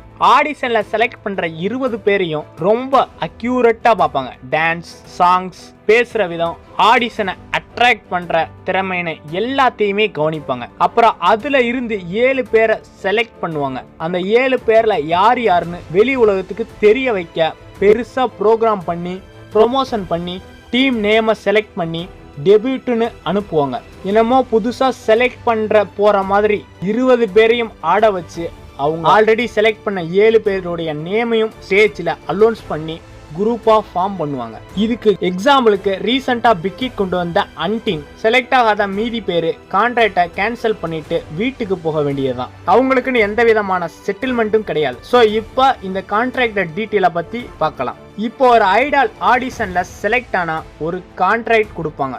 அந்த கான்ட்ராக்ட்ல கம்பெனி அண்டு ஏஜென்சியோட விதிமுறைகள் இருக்கும். எக்ஸாம்பிளுக்கு அவங்க கொடுக்குற ஃபுட்டு தான் சாப்பிடணும், அவங்க சொல்ற டைமுக்கு எந்திரிக்கணும், தூங்கணும், அவங்க எத்தனை மணி நேரம் சொல்றாங்களோ அத்தனை மணி நேரம் ப்ராக்டிஸ் பண்ணணும், அவங்க சொல்ற ஹேர் ஸ்டைல் தான் பண்ணணும், கார் ஓட்டக்கூடாது, ஃபோன் யூஸ் பண்ணக்கூடாது, கூப்பிட்ட நேரம் கரெக்டா வரணும், கொடுக்குற ட்ரெஸ்ஸை தான் போடணும், சோசியல் மீடியால தனியா அக்கௌண்ட் ஓப்பன் பண்ணக்கூடாது, ட்ரிங்க் பண்ணக்கூடாது, டேட் பண்ணக்கூடாது. அதுவும் குறிப்பா ஃபர்ஸ்ட் டைம் கான்ட்ராக்ட்ல என்ன சேலரி ஃபிக்ஸ் பண்றாங்களோ அதான் லாஸ்ட் வரைக்கும். ஏஜென்சியா முடிவு பண்ணா தான் சேலரி ஏறும். நம்மளா கேட்டா அதிகாரத்தை துஷ்பிரயோகம்னு சொல்லி டீம்ல இருந்து எடுத்துருவாங்க. நம்ம பர்சனல் லைஃப்ல நடக்கிற ஒவ்வொரு விஷயத்தையுமே வாட்ச் பண்ணுவாங்க.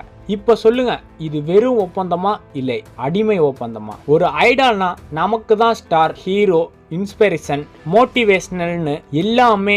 ஆனா கம்பெனியை பொறுத்த வரைக்கும் அவங்க அடிமை. உலகளவுல ஃபேமஸ் ஆகி இல்லைன்னா உள்ளூர் அளவுல எப்படியாவது ஃபேமஸ் ஆகி போற வர இடத்துல ஒரு 10 பேர் வந்தா அவங்க ஏஜென்சி கிஃப்ட் இருந்து சில சலுகைகளை பெறலாம்.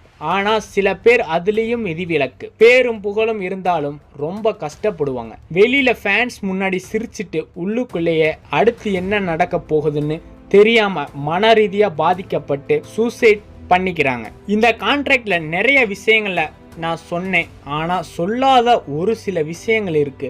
அது ரொம்பவும் மோசமானது. ஒரு கான்ட்ராக்ட்ல ஒரு ஐடால் சைன் பண்ண பிறகுதான். ஏன்னா ஒரு ஐடால் மேலே பல மில்லியன் கணக்கில் பணத்தை போட்டு எடுக்கிறாங்க. அவங்க தங்குற இடம், சாப்பிட்ற சாப்பாடு, படிப்புன்னு எல்லாத்தையும் ஏஜென்சி கொடுக்கணும். அதனால் சொல்கிற எல்லாத்தையும் கேட்குற மாதிரி வச்சுப்பாங்க. மில்லியனில் செலவு பண்ணுற ஏஜென்சிஸ் ட்ரில்லியனில் ப்ராஃபிட் பார்க்குறாங்க. அது வேற விஷயம். ஒரு ஐடால் காலையில் இருந்து மதியம் வரைக்கும் ப்ராக்டிஸ் பண்ணணும். இவ்வளோ நேரம் ப்ராக்டிஸ் பண்ணி சரியாக வரலைன்னா ப்ராக்டிஸ் விடாமல் கண்டினியூவாக பண்ணிக்கிட்டே இருக்கணும். அதுலேயே மொழி தெரியாமல் வர்ற ஐடாலுக்கு ரொம்பவே கஷ்டமாக இருக்கும். டான்ஸ், சாங்ஸ் ப்ராக்டிஸ் இல்லாமல் லாங்குவேஜ் அண்டு கல்ச்சர் ப்ராக்டிஸ் வேற பண்ணணும். இந்தியன்ல இருந்து ஐடாலான ஆர்யா அண்டு ஸ்ரீயாவை பார்த்தாலே உங்களுக்கு தெரியும். ஜஸ்ட் 6 மந்த்ல அவங்க கல்ச்சருக்கு அடாப்ட் ஆகி லாங்குவேஜை ஃப்ளூயண்டா பேசணும். இல்லைன்னா எப்பவும் ஒரு ஐடாலா ஆகவே முடியாது. எந்த அளவுக்கு இது எல்லாம் சீக்கிரம் கத்துக்கிறோமோ அந்த அளவுக்கு சீக்கிரம் டெபியூட் பண்ணலாம். இல்லைன்னா ப்ராக்டிக்ஸ்லயே வாழ்க்கை முடிஞ்சு டெபியூட்டேஜ் ஆகிடும். இதுதான் slave contract. BTS, BLACKPINK, TXT, EXO தொடங்கி இப்ப இருக்க எல்லா குரூப் ஐடாலும் இந்த கான்ட்ராக்ட் படி தான் இருக்காங்க. இந்த கான்ட்ராக்டை மீறி செயல்பட்ட ஃபர்ஸ்ட் கேபாப் குரூப் BTS. கேபாப்ல இந்த மாதிரி டார்க் சைடு இருக்கிறதையும் கேபாப்புக்கு இப்படி வேற ஒரு முகம் இருக்கிறது தெரிய வச்சது முக்கியமான ஒரு இன்சிடென்ட். இந்த இன்சிடென்ட் தான் மக்கள் மனசுல கேபாப்பை பத்தின இன்னொரு பக்கத்தை தெரிய வச்சது. அது எப்போனா 2019. அதுக்கு முன்னாடியும் கேபாப்ல இந்த தொல்லைகள் இருந்துச்சு. ஆனா 2019 தான் டர்னிங் பாயிண்ட். இப்போ கேபாப்பை பொறுத்த வரைக்கும் கிங் ஆஃப் கேபாப்னா BTS. ஆனா BTSக்கு முன்னாடி கிங் ஆஃப் கேபாப்னா அது பிக் பேங். 5 ஃபேமஸான பாய்ஸ் இருக்கிற கேபாப் குரூப், அதுவும் YG என்டர்டெயின்மெண்ட்ன்ற செகண்ட் மோஸ்ட் லீடிங் கம்பெனி இந்த வேர்ல்டுல இருக்கக்கூடிய ஏஜென்சியை சேர்ந்த குரூப். BLACKPINK, பேபி மான்ஸ்டர், ட்ரெஸர்னு எல்லா குரூப்பையும் YG என்டர்டெயின்மெண்ட் கீழே தான் ஒர்க் பண்ற கேபாப் குரூப். இதுலயே தெரியும் எவ்வளவு பெரிய ஏஜென்சி அண்ட் கம்பெனின்னு. இந்த கம்பெனி 2019 பர்னிங் சன்ன்ற நைட் கிளப்ல அவங்க கிளைண்ட்டுக்கு கான்ட்ராக்ட் வாங்கினாங்கன்னு சொல்லி மாட்டிக்கிட்டாங்க. இந்த நியூஸ் சவுத் கொரியா ஃபுல்லா ஹெட்லைன் நியூஸா வந்து கேபாப் இண்டஸ்ட்ரீஸ் ஒரு நிமிஷம் ஆடி போச்சு. அன்னைக்கு தான் பிக் பேங்கோட பேரு கேபாப்ல குறைஞ்சி. பிக் பேங்ன்ற கிங் ஆஃப் கேபாப் மாதிரி G-Dragon, டேயங், டேசாங்னு தனித்தனி மெம்பரா செயல்பட ஸ்டார்ட் பண்ணாங்க. 5 பேரா இருந்த டீம் வெறும் 3 பேரா மாறிட்டாங்க. மீதி 2 பேர் என்ன ஆனாங்களே தெரியல. இவங்க 3 பேரும் கூட ஒன்னா சேர்ந்து ஒரு ப்ரோக்ராம் கூட பண்ணல. 2006 ஸ்டார்ட் பண்ண இந்த டீம் 2018 வரைக்கும் நல்லா இருந்துச்சு. கூகுள்ல நீங்க சர்ச் பண்ணா கூட 2006 to 2018 வரும். நடுவுல 2019, 2020, 2021 இருக்காது. அதோட 2022 தான் வரும். கிங் ஆஃப் கேபாப்கே இந்த நிலைமைனா மீதி குரூப்போட நிலைமை கேள்விக்குறிதான். கிம் ஜாக்யான் இவரை பத்தி ஆல்ரெடி நான் பிஃபோர் வீடியோலே நிறைய பேசியிருக்கேன். இன்சோமினியா, தூக்கமின்மை பிரச்சனை காரணமா இந்த ஐடால் டிப்ரெஷன்ல போய் கடைசியா இறந்தே போயிட்டார். இவர் எப்படி இறந்து போனான்ற விஷயத்தை உங்ககிட்டே விட்டுட்டேன். அதாவது பிக் பேங் பிரச்சனையில சிக்கின 2019 அப்ப கிம் ஜாக்கியான் இறந்தார். அவர் தற்கொலை செஞ்சுக்கிறதுக்கு முன்னாடி ஒவ்வொரு முறையும் ஃபேன்ஸ் மீட் பண்ணும்போது 100 மடங்கு சந்தோஷமா இருக்கிற மாதிரியான தோற்றத்தை வெளிப்படுத்தியிருக்காரு. இவர் கூட இருக்க மற்ற ஐடால்ஸ் ஃபேன்ஸ் யாருக்குமே எந்த விதமான சந்தேகமும் இல்லை. ஆனா தான் இறந்து போறதுக்கு கொஞ்ச நாள் முன்னாடி முதல்ல டிப்ரெஷன் எனக்குள்ள ஒரு சின்ன புள்ளியா தான் வந்துச்சு. ஆனா அது என்ன முழுசா சாப்பிட தொடங்கிருச்சு. இனிமே என்ன தோற்கடிக்கவே முடியாதுன்னு ஒரு இன்டர்வியூல சொல்லியிருக்காரு. அதனால இதை பார்த்த மற்ற எல்லாரும் அவர் ஸ்ட்ராங்கா இருக்காங்கன்னு நினைச்சிருக்காங்க. ஆனா அதுக்கு பின்னாடி தான் இவர் பட்ட கஷ்டங்களை வார்த்தைகளால விவரிக்க முடியாது. கிம் ஜாக்யான் இறந்து போனதுக்கு காரணம் அவருக்கு போடப்பட்ட ஸ்லேவ் கான்ட்ராக்ட் அண்ட் வேறு சில அடிப்படை பிரச்சனைகளும் சொல்லப்படுது. ஆனா இறப்புக்கு பின்னாடி தான் தெரிய வந்திருக்க உலகம் ஃபுல்லா ஃபேன்ஸ் தன்வசம் கட்டி போட்டு வச்சிருந்த ஒரு உண்மையான கலைஞன் பிரச்சனையில இருந்து தப்பிக்க வழியே இல்லை, மரணம் தான் விடைன்னு சொல்லி தான் நேசித்த கலையிலேயே உயிரை விட்டார். ஆனா இறப்பு மட்டும் இதுக்கு முடிவு கிடையாது. ஒருவேளை இறக்க துணிஞ்ச அவரு செத்தாலும் பரவாயில்ல, பிரச்சனையை பத்தி வெளியே பேசியிருந்தா பல ஐடால்ஸ் காப்பாற்றப்பட்டு இருப்பாங்க. இன்னைக்கும் எல்லாரும் கேபாப்பாலையும் தனக்கு பிடிச்ச ஐடால்ஸாலையும் சவுத் கொரியா போகணும்னு ரொம்ப ஆசைகளோடையும் கனவுகளோடையும் இருப்பாங்க. பல சீரியஸை பார்த்து சவுத் கொரியாவோட அழகியல் மயங்கி இருப்பாங்க. ஆனா 2017 வேர்ல்டு ஹெல்த் ஆர்கனைசேஷன் கூட ரிசர்ச் அண்ட் சோர்ஸ் படி சவுத் கொரியா இறக்குறவங்கள 1 லட்சம் பேர்ல 21 பேர் தற்கொலை செஞ்சு இறந்து போறாங்க. அமெரிக்கால 13 இருக்க இந்த எண்ணிக்கை 8 அதிகமா சவுத் கொரியா இருக்கு.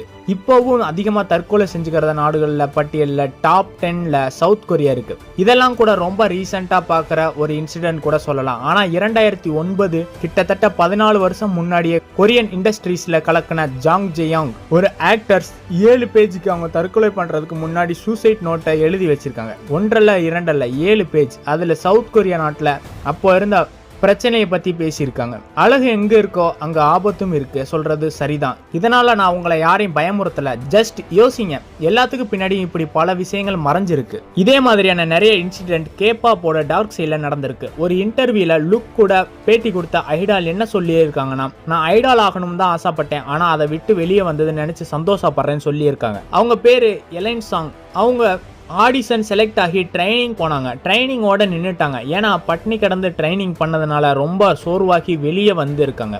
வெளியே வந்த பிறகு அங்கே நடந்ததை பற்றி யோசிச்சு பார்க்கும்போது ரொம்ப அருவருப்பாக இருக்குன்னு சொல்லியிருக்காங்க. ஏன்னா ஒவ்வொரு மாதமும் ட்ரெயின்ஸோட உடல் எடையை செக் பண்ணுவாங்களாம். அங்கே சொல்கிற வெயிட் ஏறவும் கூடாதான் குறையவும் கூடாதான். பிளாக் பிங்க்ல இருக்க ஜென்னி கூட இந்த விஷயத்தை பற்றி பேசியிருப்பாங்க.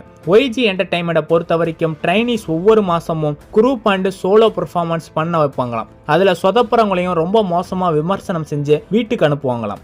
Black pink light of sky என்ற ஒரு டாக்குமெண்ட் இருக்கும். அதில் தான் ஜென்னி இதை பற்றி பேசியிருப்பாங்க. என்னோட எல்லா ஃப்ரெண்ட்ஸும் ஒவ்வொரு மாசமா நான் எழுந்து மூஞ்சிக்கு நேராக அவங்கள அசிங்கப்படுத்தும் போது என்னால் தாங்க முடியல, ஏன்னா அது ரொம்ப ஹாஸாக இருக்கும்னு சொல்கிறாங்க. ஸோ பிளாக் பிங்க்கும் இந்த டார்க் சைடு ப்ராப்ளம் ஃபேஸ் பண்ணி தான் வந்திருக்காங்க. நம்ம யூடியூப்ல நிறைய ஷார்ட்ஸ் வீடியோவில் லீசா மென்டாராக இருந்து ட்ரெயின் பண்றத பார்த்துருப்போம். இருந்தாலும் லீசா இவ்வளோ ஸ்ட்ரிக்டா இருக்கக்கூடாதுன்னு கூட தோன்றி இருக்கும். ஆனா இதெல்லாம் பார்க்கும்போது தான் தெரியுது லீசா ஸ்ட்ரிக்டா இருந்து அவங்கள காப்பாத்தி இருக்காங்க.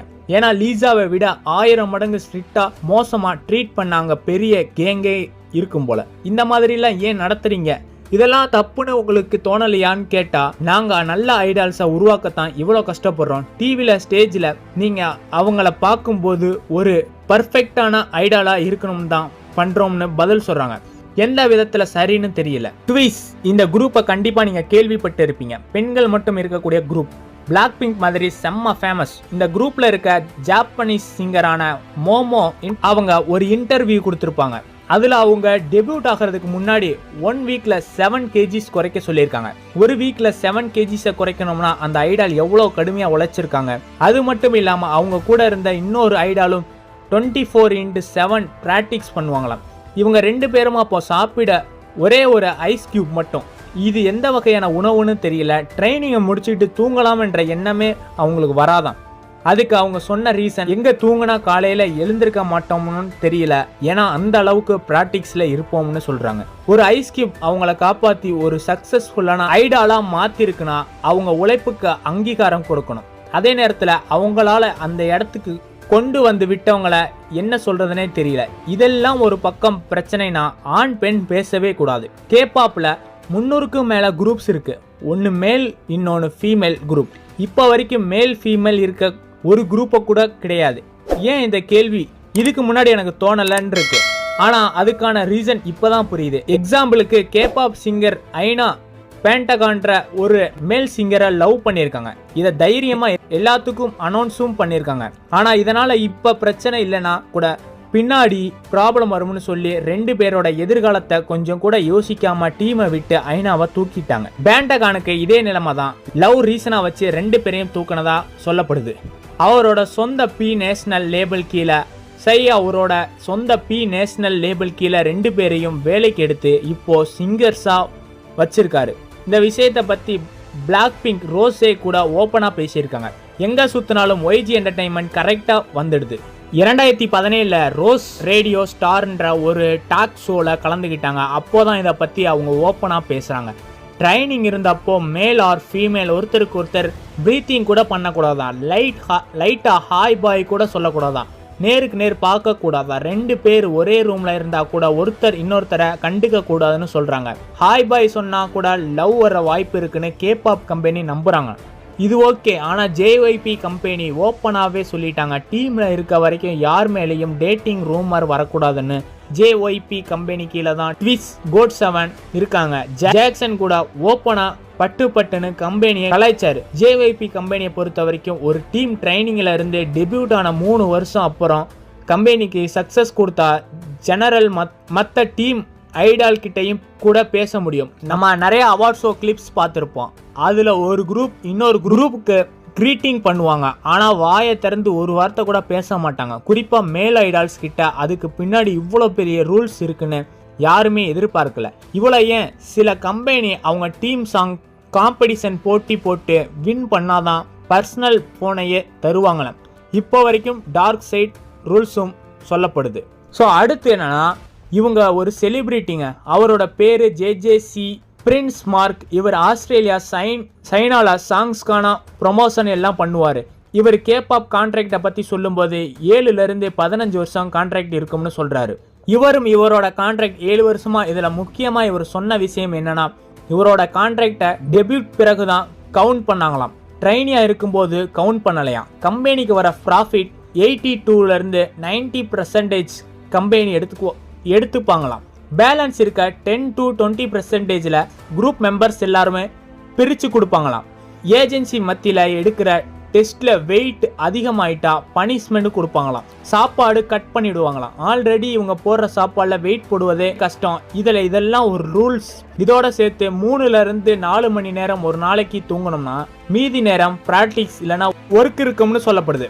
ஃபாரின்ஸ்ல இருந்து ட்ரைனிங்காக வந்தவங்கள கொரியன் லாங்குவேஜ் சரியாக கற்றுக்கலன்னா இருக்க கொஞ்சம் நெஞ்சம் மரியாதையும் இருக்காதான். இதெல்லாம் அனுபவிச்சாங்க. சொல்கிறத கேட்கும்போது ரொம்ப கஷ்டமாகவே இருக்குது. இன்னைக்கு இருக்க உலகத்தில் மியூசிக் மேலே இருக்க ஆர்வம் ஒருத்தருக்கு ஒருத்தரும் கிறுக்கு பிடிக்க வைக்கிது. சின்ன பசங்கள்லேருந்து பெரியவங்க வரைக்கும் இசைக்கு முக்கியத்துவம் தராங்க. அதுவும் சவுத் கொரியாவுடைய ஐடென்டிட்டியான கேபாப் உலகத்தை ஆட்டி படைக்குது. பல பசங்க பொண்ணுங்கன்னு சூப்பரான மியூசிக், செம்மையான கான்செப்ட்னு இதை பற்றி எல்லாரும் தெரியுது. ஆனால் பல இருக்க எந்த கேபாப் பின்னாடியும் எவ்வளவு விஷயங்கள் இருக்கு. கேபாப்ல நடந்த நிறைய பயங்கரமான இன்சிடென்ட்டை தான் பார்க்க போறோம். ஒவ்வொரு எபிசோடும் சொல்ற நடந்த இன்சிடென்ட்டை மனசு அப்படியே உருக்குது தான் சொல்லணும். இந்த வீடியோலையும் பல இன்சிடென்ட்டை பத்தி தான் பார்க்க போறோம். ஒரு 31 வயதான லேடி லாஸ்ட் 10 வருஷமா ஒரு ஐடால் ஆகணும்னு எவ்வளோ கஷ்டப்பட்டிருப்பாங்கன்னு ஓப்பனா சொன்னாங்க. அவங்க கனவுக்காக அவங்க பட்ட கஷ்டம் கொஞ்சம் நஞ்சம் இல்லை. தான் டெபியூட் ஆகும்போது ரொம்ப அழகா இருக்கணும் ஏஜென்சி சொன்னதால இந்த லேடிக்கு ட்ரைனிங் ஏஜ்லேயே பல பிளாஸ்டிக் சர்ஜரி பண்ணியிருக்காங்க. ஸோ பிளாஸ்டிக் சர்ஜரி கம்பெனி எந்தவித பணமும் தரல. பிகாஸ் இந்த பொண்ணை டெபியூட்டுக்கு செலக்ட் பண்ணது கூட இதற்கு காரணமா இருக்கலாம். அது மட்டும் இல்லாம இவங்க சொன்ன அடுத்த விஷயம் தான் ரொம்பவும் பயங்கரமா இருந்தது. ஒரு லேடி ட்ரெயினியா இருந்த, அதாவது ஒரு பொண்ணு கேபாப் ட்ரெயினியா இருந்தா 163 cm 5.3 inches இருக்கணுமா. அதே மாதிரி டெபியூட் ஆகும்போதும் 38 kgs தான் இருக்கணுமா. பட் 38 kgs தான் டெபியூட் அப்ப கேபாப் போகணும்னு நினைக்கிற கேர்ள்ஸ் இருக்கணுமா. இது உண்மையாவே ரொம்ப கஷ்டமான விஷயம். அதனாலதான் இந்த லேடி 10 வருஷமா சாப்பாடு சாப்பிடாம பயங்கரமான டயட்ல இருந்திருக்காங்க. ஒவ்வொரு ஃப்ரைடேவும் இவங்களுக்கு வெயிட் செக் பண்ணுவாங்களாம். ஸோ மண்டே டு ஃப்ரைடே வரைக்கும் எதையுமே சாப்பிடாம இந்த லேடி சாட்டர்டே அண்ட் சண்டே சாப்பாட்டுக்காக ஏங்குவாங்களாம்.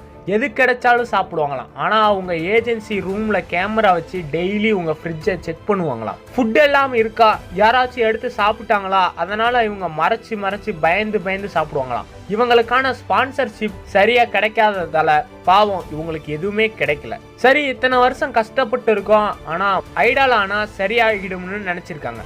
இவங்களுக்கும் பெரிய அதிர்ச்சி காத்திருந்தது. அது என்னன்னா, டெபியூட் அப்ப டீம்ல இவங்க செலக்ட் ஆகல. 10 வருஷமா கேபாப் மட்டுமே லைஃப்னு இருந்த இவங்க கடைசியா அவங்க அப்பா அம்மாவுக்கு ஒரு லெட்டர் எழுதுறாங்க. என்ன மன்னிச்சிடுங்க, ஒரு பொண்ணா என்னால் உங்களுக்கு எதுவுமே செய்ய முடியலன்னு. இதை கேட்கும்போது மனசே ரொம்ப கஷ்டமா இருக்கு. ஆனா 10 வருஷம் இது ஒருத்தவங்க அனுபவிச்சிருக்காங்கன்னா இதை எப்படி எக்ஸ்பிளைன் பண்றதுன்னு தெரியல. கேபாப்குள்ள நிறைய கனவுகளோட வந்த அந்த பொண்ணுகள் எல்லாமே கனவா போயிடுச்சு. இந்த டார்க் சைடு வீடியோவை ஸ்டார்ட் பண்ணதுல இருந்து இப்போ வரைக்கும் இந்த மாட்ட இன்சிடென்ட் குறையவே இல்லை. எனக்கு இப்படி நடந்துருச்சு அப்படின்னு வெளியில சொல்ல கூட இல்லை, முகத்தை காட்டல. சரி பரவாயில்ல, ஆனா யார் இப்படி பண்ணாங்கன்னு கூட வெளியே சொல்ல மாட்டாங்க. அப்ப அந்த அளவுக்கு அந்த பெண்களையும் ஆண்களையும் பயமுறுத்தி வச்சிருக்காங்க. 2016 ஒரு கேபாப் குரூப்பா டெபியூட் பண்ணாங்க. இந்த குரூப்ல ரொம்பவும் பிரம்மாண்டமா டெபியூட் பண்ணாங்க. 3 வருஷம் கடுமையா உழைச்ச இந்த குரூப்புக்கு பெரிய அதிர்ச்சி காத்திருந்தது. அது என்னன்னா, இந்த டீமுக்கு 3 வருஷமா இன்கமே தரல.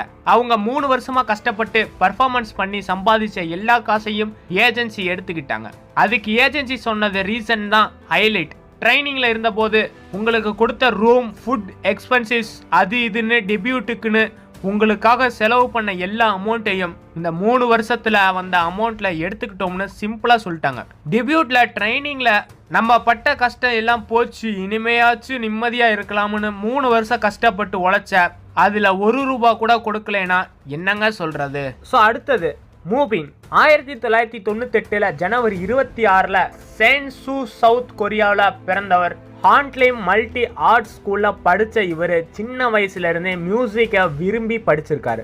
இதில் ஸ்பெஷலான விஷயம் என்னன்னா, பில்லியன்ஸ் கேர்ள்ஸ் குரூப்பில் இருக்க மூன்சுவா கேல் மூமினோட கூட பிறந்த தங்கச்சி. குடும்பமே மியூசிக்கை ரொம்ப விரும்பி கற்றுக்கிட்டு அந்த துறையில் சாதிக்க ஆசைப்பட்டவங்க. 2004 மூபின் அவரோட அம்மா சப்போர்ட்ல உலக்ஸ் என்ற சைல்டு மாடல் ஆஃப் ஃபீல்டு உள்ள என்ட்ரி ஆனார். 2006 ரிலீஸ் ஆன டிவி எக்ஸ்கியூஸோட பலூன்ஸ் என்ற மியூசிக் வீடியோல ஒரு சின்ன போர்ஷன்ல என்ட்ரி கொடுத்தாரு. இது மட்டும் இல்லாம 2009 ரிலீஸ் ஆன மிகப்பெரிய சீரியஸ் பாய்ஸ் ஓவர் ஃப்ளவர்ஸ்ல ஒரு சின்ன ஆக்டிங்கையும் மூபின் பண்ணியிருக்காரு. இதெல்லாம் தாண்டி கொஞ்சம் கொஞ்சமா தன்னுடைய ஜேர்னியை கேபாப்ல ஸ்டார்ட் பண்ணாங்க. பெண்டாகியோ என்ற ஏஜென்சி 5th கிரேட் ட்ரைனியா மிடில் ஸ்கூல்ல இருந்தே ட்ரைனிங் எடுத்துட்டு இருக்காரு. அதனால இவருக்கு புதுசா ரெடி பண்ண ஆஸ்ட்ரோ டீம்ல மெம்பரா டெபியூட் ஆக சான்ஸ் கிடைக்குது. 2016 பிப்ரவரி 23 6வது மெம்பரா ஆஸ்ட்ரோவுக்கு வேர்ல்ட்ல என்ட்ரி கொடுக்குறாரு.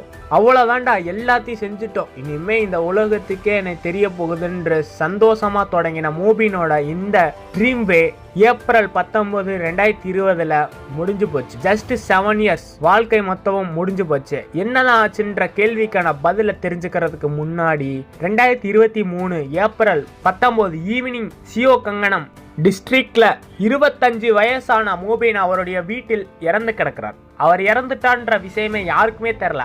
அன்னைக்கு மூபினுக்கு டான்ஸ் ரிஹர்சல் இருந்திருக்கு. ஆனா மூபின் ரிஹர்சலுக்கு வரல. மதியம் போல ஆரம்பிச்ச ரிஹர்சல் மூவின் மட்டும் வரல. ஓகே, ஏதோ லேட் ஆகும், யாரும் ஃபர்ஸ்ட் கண்டுக்கல. டைம் போக போக என்ன ஆச்சு, ஏன் இன்னும் மூபின் வரல, கான்டாக்ட் பண்ணி கேட்டிங்களா கொஸ்டின் ஏஜென்சிக்கு வருது. ஸோ மூபினோட மேனேஜர் மூபினுக்கு கால் பண்ணாரு. ரிங்கு மட்டும் போது அட்டன் பண்ண மூபின் இல்ல. மேனேஜர் ஏஜென்சி கிட்ட கம்ப்ளைண்ட் பண்ண ஏஜென்சி மூபினை கான்டாக்ட் பண்ண பல வழி முயற்சிகள் பண்றாங்க. ஆனா எல்லா அட்டம்ப்டும் ஃபெயிலியர். இந்த டைம்ல மூபின் இறந்து போயிட்டாரு. மேபி ஏதாச்சும் ப்ராப்ளமா தான் இருக்குன்னு யோசிச்சாங்க. அதுக்குள்ள டைம் ஈவினிங் 6 ஆக போகுது. ஓகே, ஒன்ஸ் மூபின் வீட்டில் போய் செக் பண்ணலாம், அவர் மேபி வீட்டில் இருந்தாலும் இருக்கலாம். வீட்டுக்கு வராங்க. அவங்க நினைச்சது சரிதான், மூபின் வீட்டில் தான் இருந்தாரு, ஆனா இறந்து போயிருந்தாரு.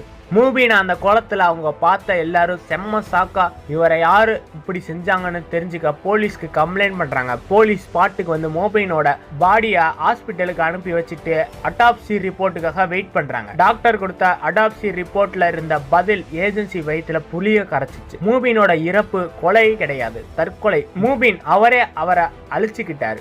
ஏஜென்சி பெண்டாகியோட அறிவிப்பு படி ஏப்ரல் 22 மூபின் அடக்கம் பண்ணிட்டாங்க. மூபின் இறந்தாரு.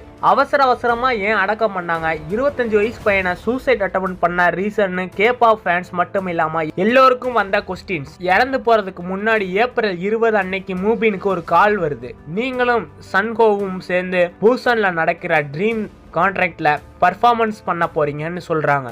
மேபி அவர் கடைசி வரை ட்ரீம் கான்செப்ட்லயாச்சும் கலந்துகிட்டு இருக்கலாம்.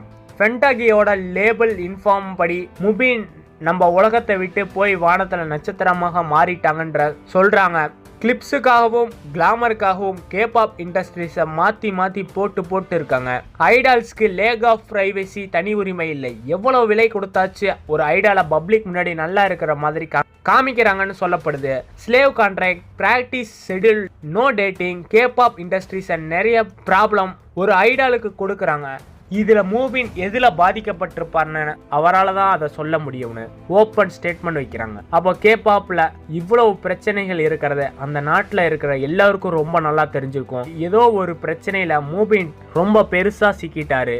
அதுலேருந்து பிரச்சனையை தெரிஞ்சா ஒன்று இவரை பற்றி தப்பாக பேசுவாங்க, இல்லைனா வெறுத்து ஒதுக்கிடுவாங்கன்னு இந்த முடிவை அவர் எடுத்திருக்கணும். ஓகே காய்ஸ், இந்த வீடியோ நான் இதோட முடிச்சுக்கலாம்னு நினைக்கிறேன். இந்த வீடியோவை பற்றி நீங்கள் என்ன நினைக்கிறீங்க அப்படின்றத மறக்காமல் கமெண்ட் பாக்ஸில் கமெண்ட் பண்ணிடுங்க.